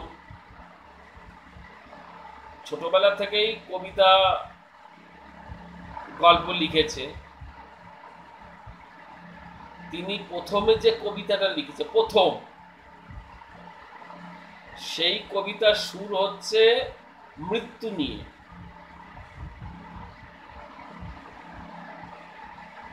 ঠিক আছে, মৃত্যু দেবতাকে রাজা মনে করে বলছে, আহ্বান করছে, তুমি আমার পথে আসো, তুমি আমার কাছে আসো।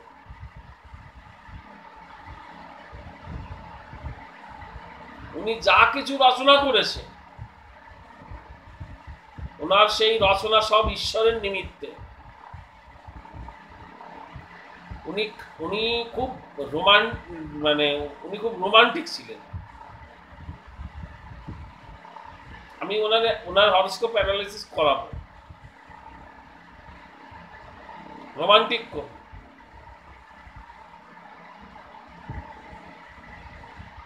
তো উনি ওনার এই যে কাব্য সাধনা, এই কাব্যগুলোকে উনি বলছেন ঈশ্বরের নিমিত্ত তৈরি করেছে। এগুলো হচ্ছে সোনা, আর আমার জীবন হচ্ছে তরি। ঈশ্বরের কাছে আমি এই সোনা ভর্তি এই তরিটাকে আমি নিয়ে যাচ্ছি, আর সেটাই হচ্ছে ওর সোনার তরি কাব্যগ্রন্থ। ভালো কথা। উনি যখন সেই তরিটাকে নিয়ে ঈশ্বরের কাছে গেছেন, গিয়ে স্বর্গে চলে গেছেন, ওনার তখন ভাবজগতে চলছে, উনি ঈশ্বরের স্বর্গধামে রয়েছেন। ঘটনাটা হচ্ছে 1910 সালের।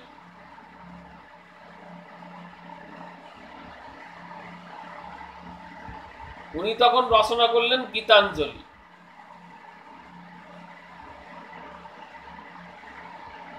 গীতাঞ্জলি কেন? তখন উনি যাবতীয় যা কিছু উনি সোনাত্তরী দিয়ে বহন করেছেন, যা কিছু নিমিত্ত করেছেন, ঈশ্বরের কাছে পৌঁছে গেছেন, ঈশ্বরের দরজায় চলে গেছেন, মানে মন্দিরের একদম সামনে চলে গেছে। ওনার ইহজগৎ সম্পর্কে কোনো ধ্যান ধারণা নেই, চলে গেছে স্বর্গধামে। দরজা খুললে ঈশ্বর তখন ঘুমিয়ে রয়েছে। গীতাঞ্জলি রচনা করেছে, আমার যা কিছু আছে সব আপনি আপনার চরণের অঞ্জলি দিলাম। বোঝেন কোথায় গেছেন উনি?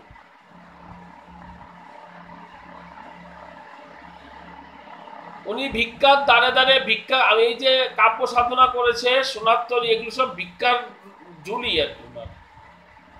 বলছে আমি ভিক্ষা করে করে করে করে আমি এখানে এসেছি, আমি একজন ভিক্ষুক।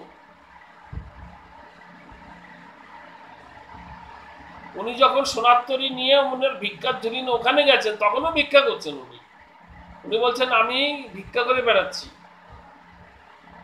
সম্পদ ভিক্ষা করছে। এই যেমন আমরা জ্ঞান সঞ্চয় করছি, এরকম সম্পদ সঞ্চয় করছে, বলছে এগুলোকে ভিক্ষা করছি আমরা।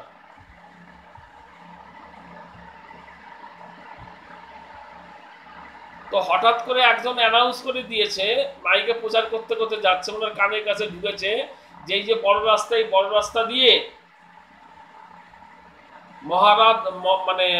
মহারাজদের মহারাজা, মানে রাজাধিরাজ যাবে। উনি মনে মনে ভাবলেন রাজাধিরাজ যাবে, আমি ওনার কাছ থেকে সব কিছু চেয়ে নেব, তাহলে আর আমার আর এই জীবনে ভিক্ষা করতে হবে না। আমরা তো সবাই চাই, যারা মোক্ষপথের প্রতীক তারা সবাই চাই ঈশ্বরের নাম কীর্তন করে। কিসের জন্য? ঈশ্বরকে যাওয়ার জন্য, ঈশ্বরকে কাছে পাওয়ার জন্য। একবার যদি ঈশ্বরকে কাছে পাই আমার জীবন ধন্য। তো সেই রবীন্দ্রনাথ ঠাকুরও সেই ভিক্ষার ঝুলি নিয়ে ওখানে গেছে, যে রাজাধিরাজের সামনে পড়লে ওই তো ঈশ্বর আমার, ও যদি আমার সামনে আসে আমি সব কিছু চেয়ে নেব, আমার জীবনের সমস্ত আকাঙ্ক্ষা পূর্ণ হয়ে যাবে। ভালো করে বুঝবেন কথাগুলো। উপসংহারে একটা কথা বলবো, দারুণ লাগবে। এমন সময় ওনার কানের কাছে ঘর ঘর শব্দ হচ্ছে। 7খানা ঘোড়া ওনার রাজাধিরাজের রথটাকে টেনে নিয়ে আসছে রাস্তা দিয়ে। দেখা যাচ্ছে সেই বড় রথ সোনার, ফাঁকা রাস্তা, গরমের মধ্যে ভিক্ষুকটা রাস্তার মাঝখানে দাঁড়িয়ে রয়েছে। আসলে পারে যাতে ওনার থামে, বাধ্য হয় থামতে। এমন সময় রাস্তা দিয়ে আসছে রথটা, আস্তে আস্তে রাজা এই ভিক্ষুকের সামনে এসে দাঁড়িয়ে গেছে। ঝলমল করছে, তার শরীরে বিভিন্ন অঙ্গ প্রত্যঙ্গে কত দামি দামি পদার্থ দিয়ে। ভিক্ষুকটা মনে মনে ভাবছে এটাকেই রাজাদের রাজা বলে।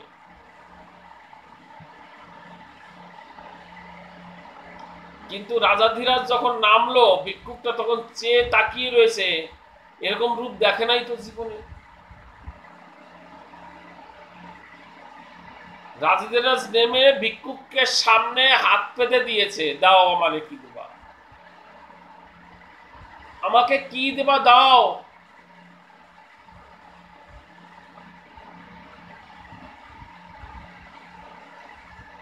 ভিক্ষুকটা অবাক হয়ে গেছে, কি হলো ব্যাপারটা। আমি যেখানে পাবো সেখানে রাজাধিরাজ উল্টে চাইছে, ওর না কত আছে, দিতে এত অপারক, আমার কাছে চাইছে।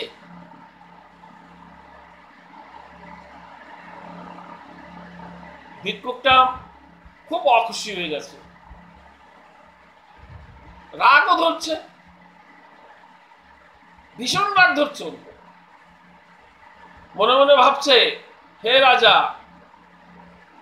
আমি তো সবার কাছ থেকে ভিক্ষা নিই, কিন্তু ভিক্ষা তো কারোর কাছে দিতে পারি না।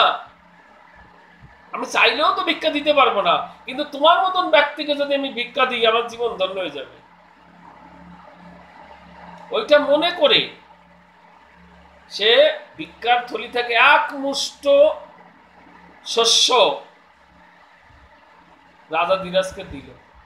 উনি সেই শস্যটা পেয়ে খুব আনন্দ পেয়েছে, ওনার মুখ দেখে বোঝা যাচ্ছে খুব আনন্দ পেয়েছে রাজাধিরাজ। মানে মনে হচ্ছে কি না কি পেয়ে গেছে। যে রাস্তা দিয়ে যাচ্ছিল সেই রথে চলে রাস্তা দিয়ে চলে গেল। ভিক্ষুকটা সেই গরমের মধ্যে আরো কয়েকটা ভারী ভিক্ষা করে বাড়ি চলে এসেছে। ভেবেছিলাম ঈশ্বরের শরণাপন্ন হব, তার কাছ থেকে সব চেয়ে নেব, কিন্তু কপাল পোড়া আমার, এই কপালে আর কিছু নেই। পোড়া কপাল নিয়ে জন্মাইছি, আমার ভাগ্যে কিচ্ছু নাই। আলু, পটল, ঝিঙে, পয়সা যা কিছু পেত ওই একটা থলির মধ্যেই তো ঢুকাতো। আমরা কি করি, আমরা যা কিছু পাই তো একটা থলির মধ্যেই তো ঢুকাচ্ছি। আমাদের মন হচ্ছে থলি, না? ওই থলির মধ্যেই তো সব ঢুকাচ্ছি, সুখ দুঃখ আনন্দ অনুভূতি সবকিছু তো ঢুকাচ্ছি, রাগ কান্না হাসি সবই তো ঢুকাচ্ছি। কার জন্য ঢুকাচ্ছি? ওখান থেকে তো কাউকে দিচ্ছি না কিছু। ঈশ্বর তো বলছে তোমার দুঃখ আমারে দিয়ে দাও। ঈশ্বর এই জন্যে ভক্তের চোখের জলটা পছন্দ করে, হাসি পছন্দ করে না।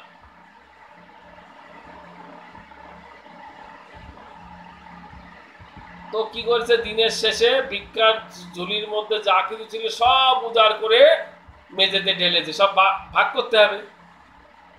আমি ভাগ জিনিসটা ভালো বুঝি, কিন্তু আমার এটা চাই না, আমার এটা চাই, তাই না? এগুলো বুঝি।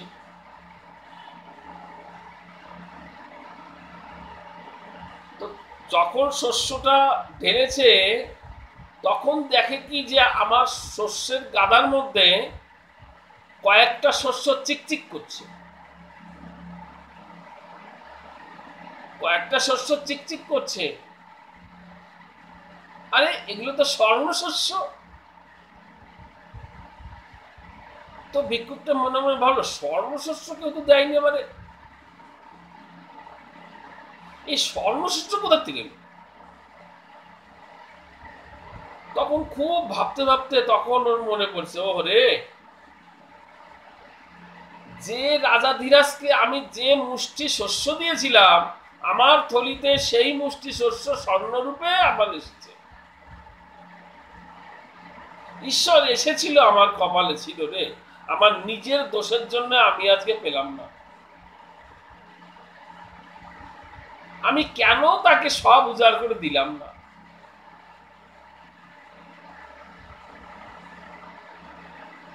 উনি এই যে ভিক্ষা করছে, আমাদের জীবনটা আছে ভিক্ষার জীবন। এই যে জীবনটা আমরা লাভ করেছি, আমরা যা কিছু সঞ্চয় করছি আমাদের মনোজগতের মধ্যে ভিক্ষার তলি, তার থেকে ঈশ্বরকে আমরা কতটুকু দিতে পারছি? দিতে পারছি না আমরা। কিন্তু যেদিন জীবন বোধ আপনার আসবে, সেদিন মনে হবে আমি কেন জীবনটা নষ্ট করেছি, জীবন নষ্ট করেছি। আমি যে ৮০-৮৫ বছর বয়স্ক মানুষ, তাদের সঙ্গে কথা বলেছি, আমার দুটো একটা কথাই তারা কেঁদে দেয়, কেঁদে দেয়। স্পর্শকাতর কথা তো, যে আপনি এই যে ৮৫টা বছর অতিবাহিত করেছেন, আপনি একটু ভেবে বলুন তো আপনি জীবন থেকে কি পেয়েছেন? বলে, বাবা কিছু পাইনি। তাই তো বারবার অঙ্ক করি, মেলে না। সত্যি কথা, মেলে না অঙ্ক। কি করছি, কার জন্য করছি, কেন করছি? সব তো জিরো।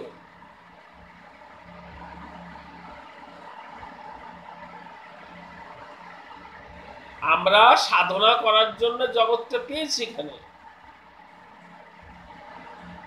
আমাদের একসময় ওই ভিক্ষুকের মতন সময় আসবে, আমরা বলবো এই জীবনটা আমরা উৎসর্গ করতে চেয়েছিলাম, কিন্তু পারলাম কোথায়? করা উচিত ছিল। তখন অনুশোচনা আসবে, অনেক কিছু আসবে।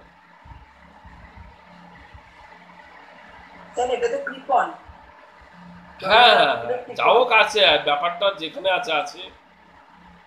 উনারই একটা কবিতার একটা সম্মান। বলেন। আপনার এই মানে রবীন্দ্রনাথ ঠাকুরের যে কাহিনীটা আমি তো পড়িনি, তবে আপনার মুখ থেকে শুনে আমার খুব বড় জিনিস একটা উপলব্ধি হলো।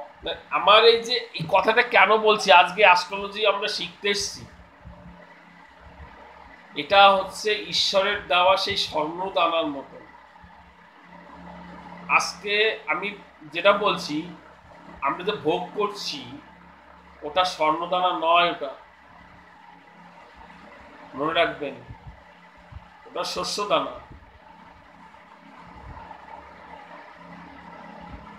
তো আমরা আমাদেরকে আসল উপলব্ধিটা উনি আমাদেরকে দিচ্ছে। এত দুঃখ কষ্ট কোথা থেকে আসলো আমাদের মধ্যে? আমি তো বলি, ধরেন দুটো বীজ আপনি এনেছেন, সুন্দর দুটো বীজ এনেছেন, দুটো বীজ এনেছেন, আপনি জমিতে লাগিয়েছেন। ঈশ্বর কি করেছে, একটা বীজকে সুন্দর করে রেখে দিয়েছে, সুন্দর করে, আর একটা বীজকে বারবার আঘাত করেছে। এই গরমকে বলছে তুমি ওকে প্রচন্ড গরম দিয়ে ফাটিয়ে দাও, বৃষ্টিকে বলছে তুমি প্রচুর পরিমাণে জল দিয়ে ওকে ফাটিয়ে দাও, ওকে কষ্ট দাও। তো একটা বীজ এত কষ্ট সহ্য না করে ভেতর থেকে তার প্রাণ শক্তি রূপে অঙ্কুরোদ্গম হয়েছে, গাছ হয়েছে। বাট আর একটা বীজ খুব আরামে আছে, ও আর অঙ্কুরিত হতে পারছে না। তাহলে আমরা পরিণতিতে দুটো বীজ লাগিয়েছিল, যে মালিক সে বুঝলো যে একটা থেকে গাছ হয়েছে আর একটা গাছ হয়নি। বলেন যেটা গাছটা হয়নি সেই বীজটাকে ওই কৃষক কি বলবে, কি বলবে? বলবে নষ্ট বীজ, ওটা নষ্ট বীজ। তো আমরা যে কাজগুলো করছি আজকে, এটা কিন্তু আমাদের নষ্ট হচ্ছি না, আমরা কাজের কাজ করতেছি। আসল জীবনের মূল উপলব্ধি এখানে রয়েছে। কিন্তু যারা আজকে ভোগ করছে, মনে করেন আপনার ভগবান বলল বল তোর কি চাই, কি চাই? আপনি ঈশ্বরকে পেয়েছেন, ঈশ্বর বলল যে তোর কি চাই বল, তুই যা চাবি তোরে তাই দেব। কি চাস তুই? তুই আমাকে কেন ডেকেছিস বল আগে। তখন সে বলছে যে আমাকে 2 কোটি টাকা দাও।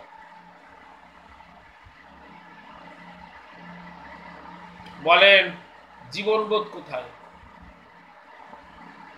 আর একজন কি বলছে, বলছে আমি কিচ্ছু চাই না, আমি শুধু তোমার চরণে একটু আশ্রয় পাই, আমি যেন তোমার চরণ সেবা করতে পারি। বলে তথাস্তু, তোর তাই দেওয়া হলো,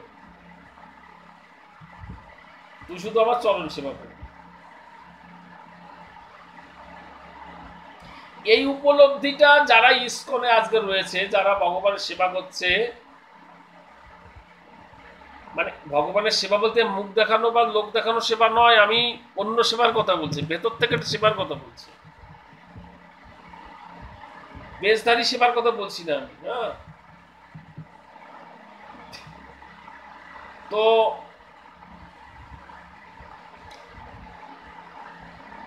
সেই সমস্ত সেবক যারা ভগবানের সেবা করছে, ঈশ্বরের সেবা করছে, তারাই তো আসল রহস্য বুঝতে পারবে, জীবনের আসল মূল্যবোধ এবং জীবনের উদ্দেশ্য তারা বুঝতে পারবে। আর আমরা হচ্ছে গণ্ড মূর্খ, কিছুই তো বুঝি না জীবন সম্পর্কে। দেখবেন আপনি তাকিয়ে থাকেন তো আপনার আশেপাশে, দেখবেন আজকালকার ছেলেমেয়েরা কি করছে, জীবনটাকে উপভোগ করছে, রিল্যাক্সে ঘুরছে ফিরছে, মোবাইল নিয়ে কম্পিউটার নিয়ে নাড়াচাড়া করছে, মদ খাচ্ছে, গাঁজা খাচ্ছে, কত কিছু করছে, পার্টি ফাটি করে বেড়াচ্ছে। ওরা কি বলবে, বলবে এটাই জীবন, তুই মদ খাস নি, আরে তোর জীবন শেষ, কি করছিস তুই? বোঝেন খেলা,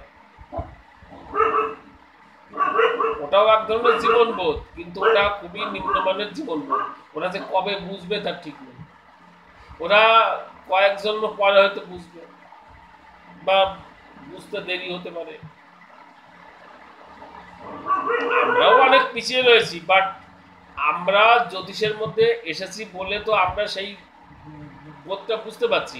আমরা অঙ্কুরিত হয়েছি, কিন্তু ওরা তো অঙ্কুরিত হয়নি। আমাদের গ্রামগঞ্জে মুরগি তাওয়া দেওয়া হতো, মানে মুরগির বাচ্চা বের করার জন্য, ঠিক আছে? তো যে মুরগিটার ডিম ফেটে যেত তারই বাচ্চা হতো, যেটা ডিম ফাটতো না ওটা ওই ডিমটা খারাপ হয়ে যেত। তা আমরা ফেটে বেরিয়ে গেছি, আমরা ফাটছি এখন, এই জন্য তো এত দুঃখ কষ্ট আমাদের মধ্যে দিয়েছে।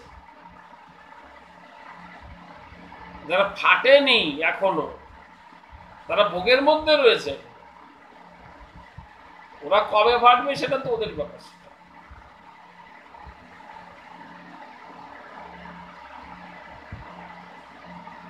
আত্মা মৃত্যুর পরে আত্মার দুটো রূপ হয়, একটা জীবাত্মা, একটা পরমাত্মা। জীবাত্মা আমাদের এই পার্থিব জগতে পুনর্জন্মের জন্য নির্ধারিত হয়, আর পরমাত্মাটা আমাদের এই জগৎ থেকে অন্য জগতে চলে যায়।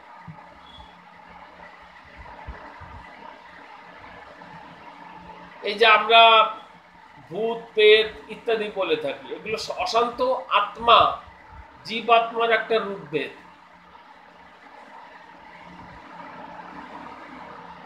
যারা পরমাত্মা রূপ পায় তারা দেবতা বলে আমাদের কাছে গণ্য হয়, আর যারা জীবাত্মার রূপ নেয় তারা হচ্ছে পিশাচ পিশাচিনী রূপে রূপ পায়। দুটোই কিন্তু শক্তির আধার, এবং এই দুটোকেই কিন্তু আমরা কাজে লাগাতে পারি আমাদের। ওরা কিন্তু সব জানে, ভূত ভবিষ্যৎ সব জানে।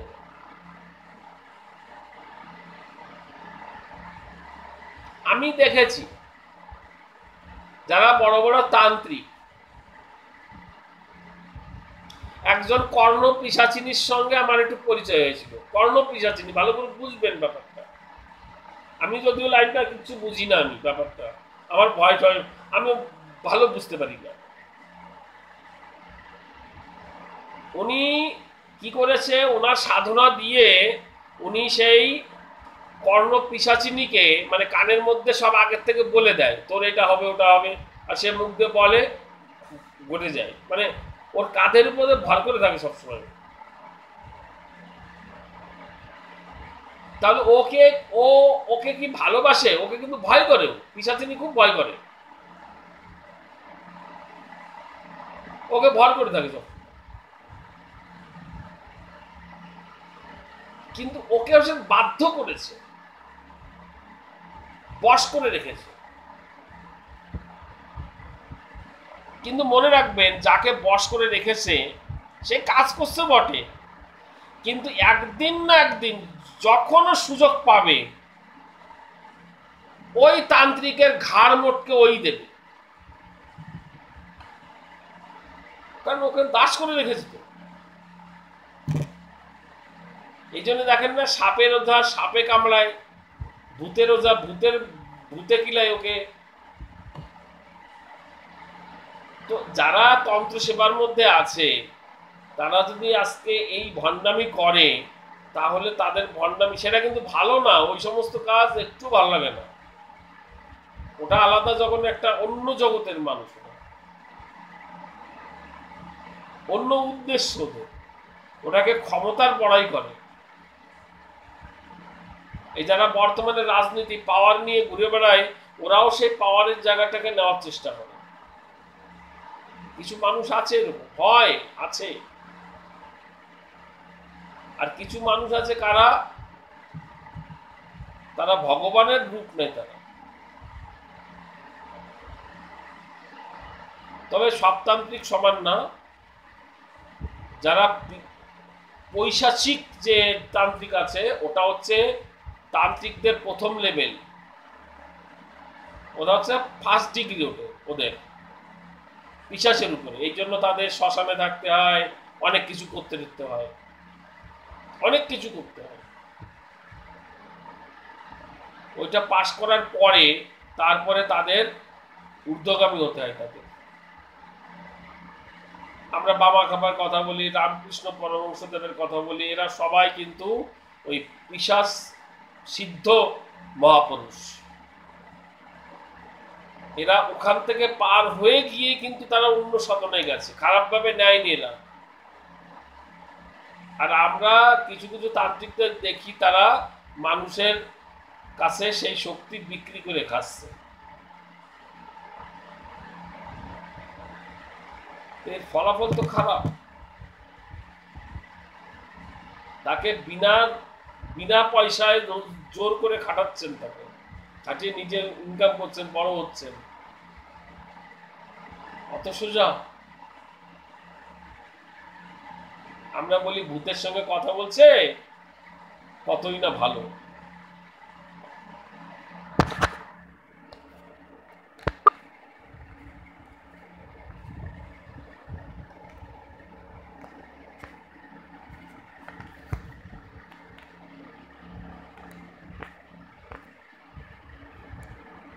স্যার হ্যাঁ বলেন। বলছি যারা এগুলো ক্ষতি করে এটা কি চিরস্থায়ী ক্ষতি থাকে? কখনো না,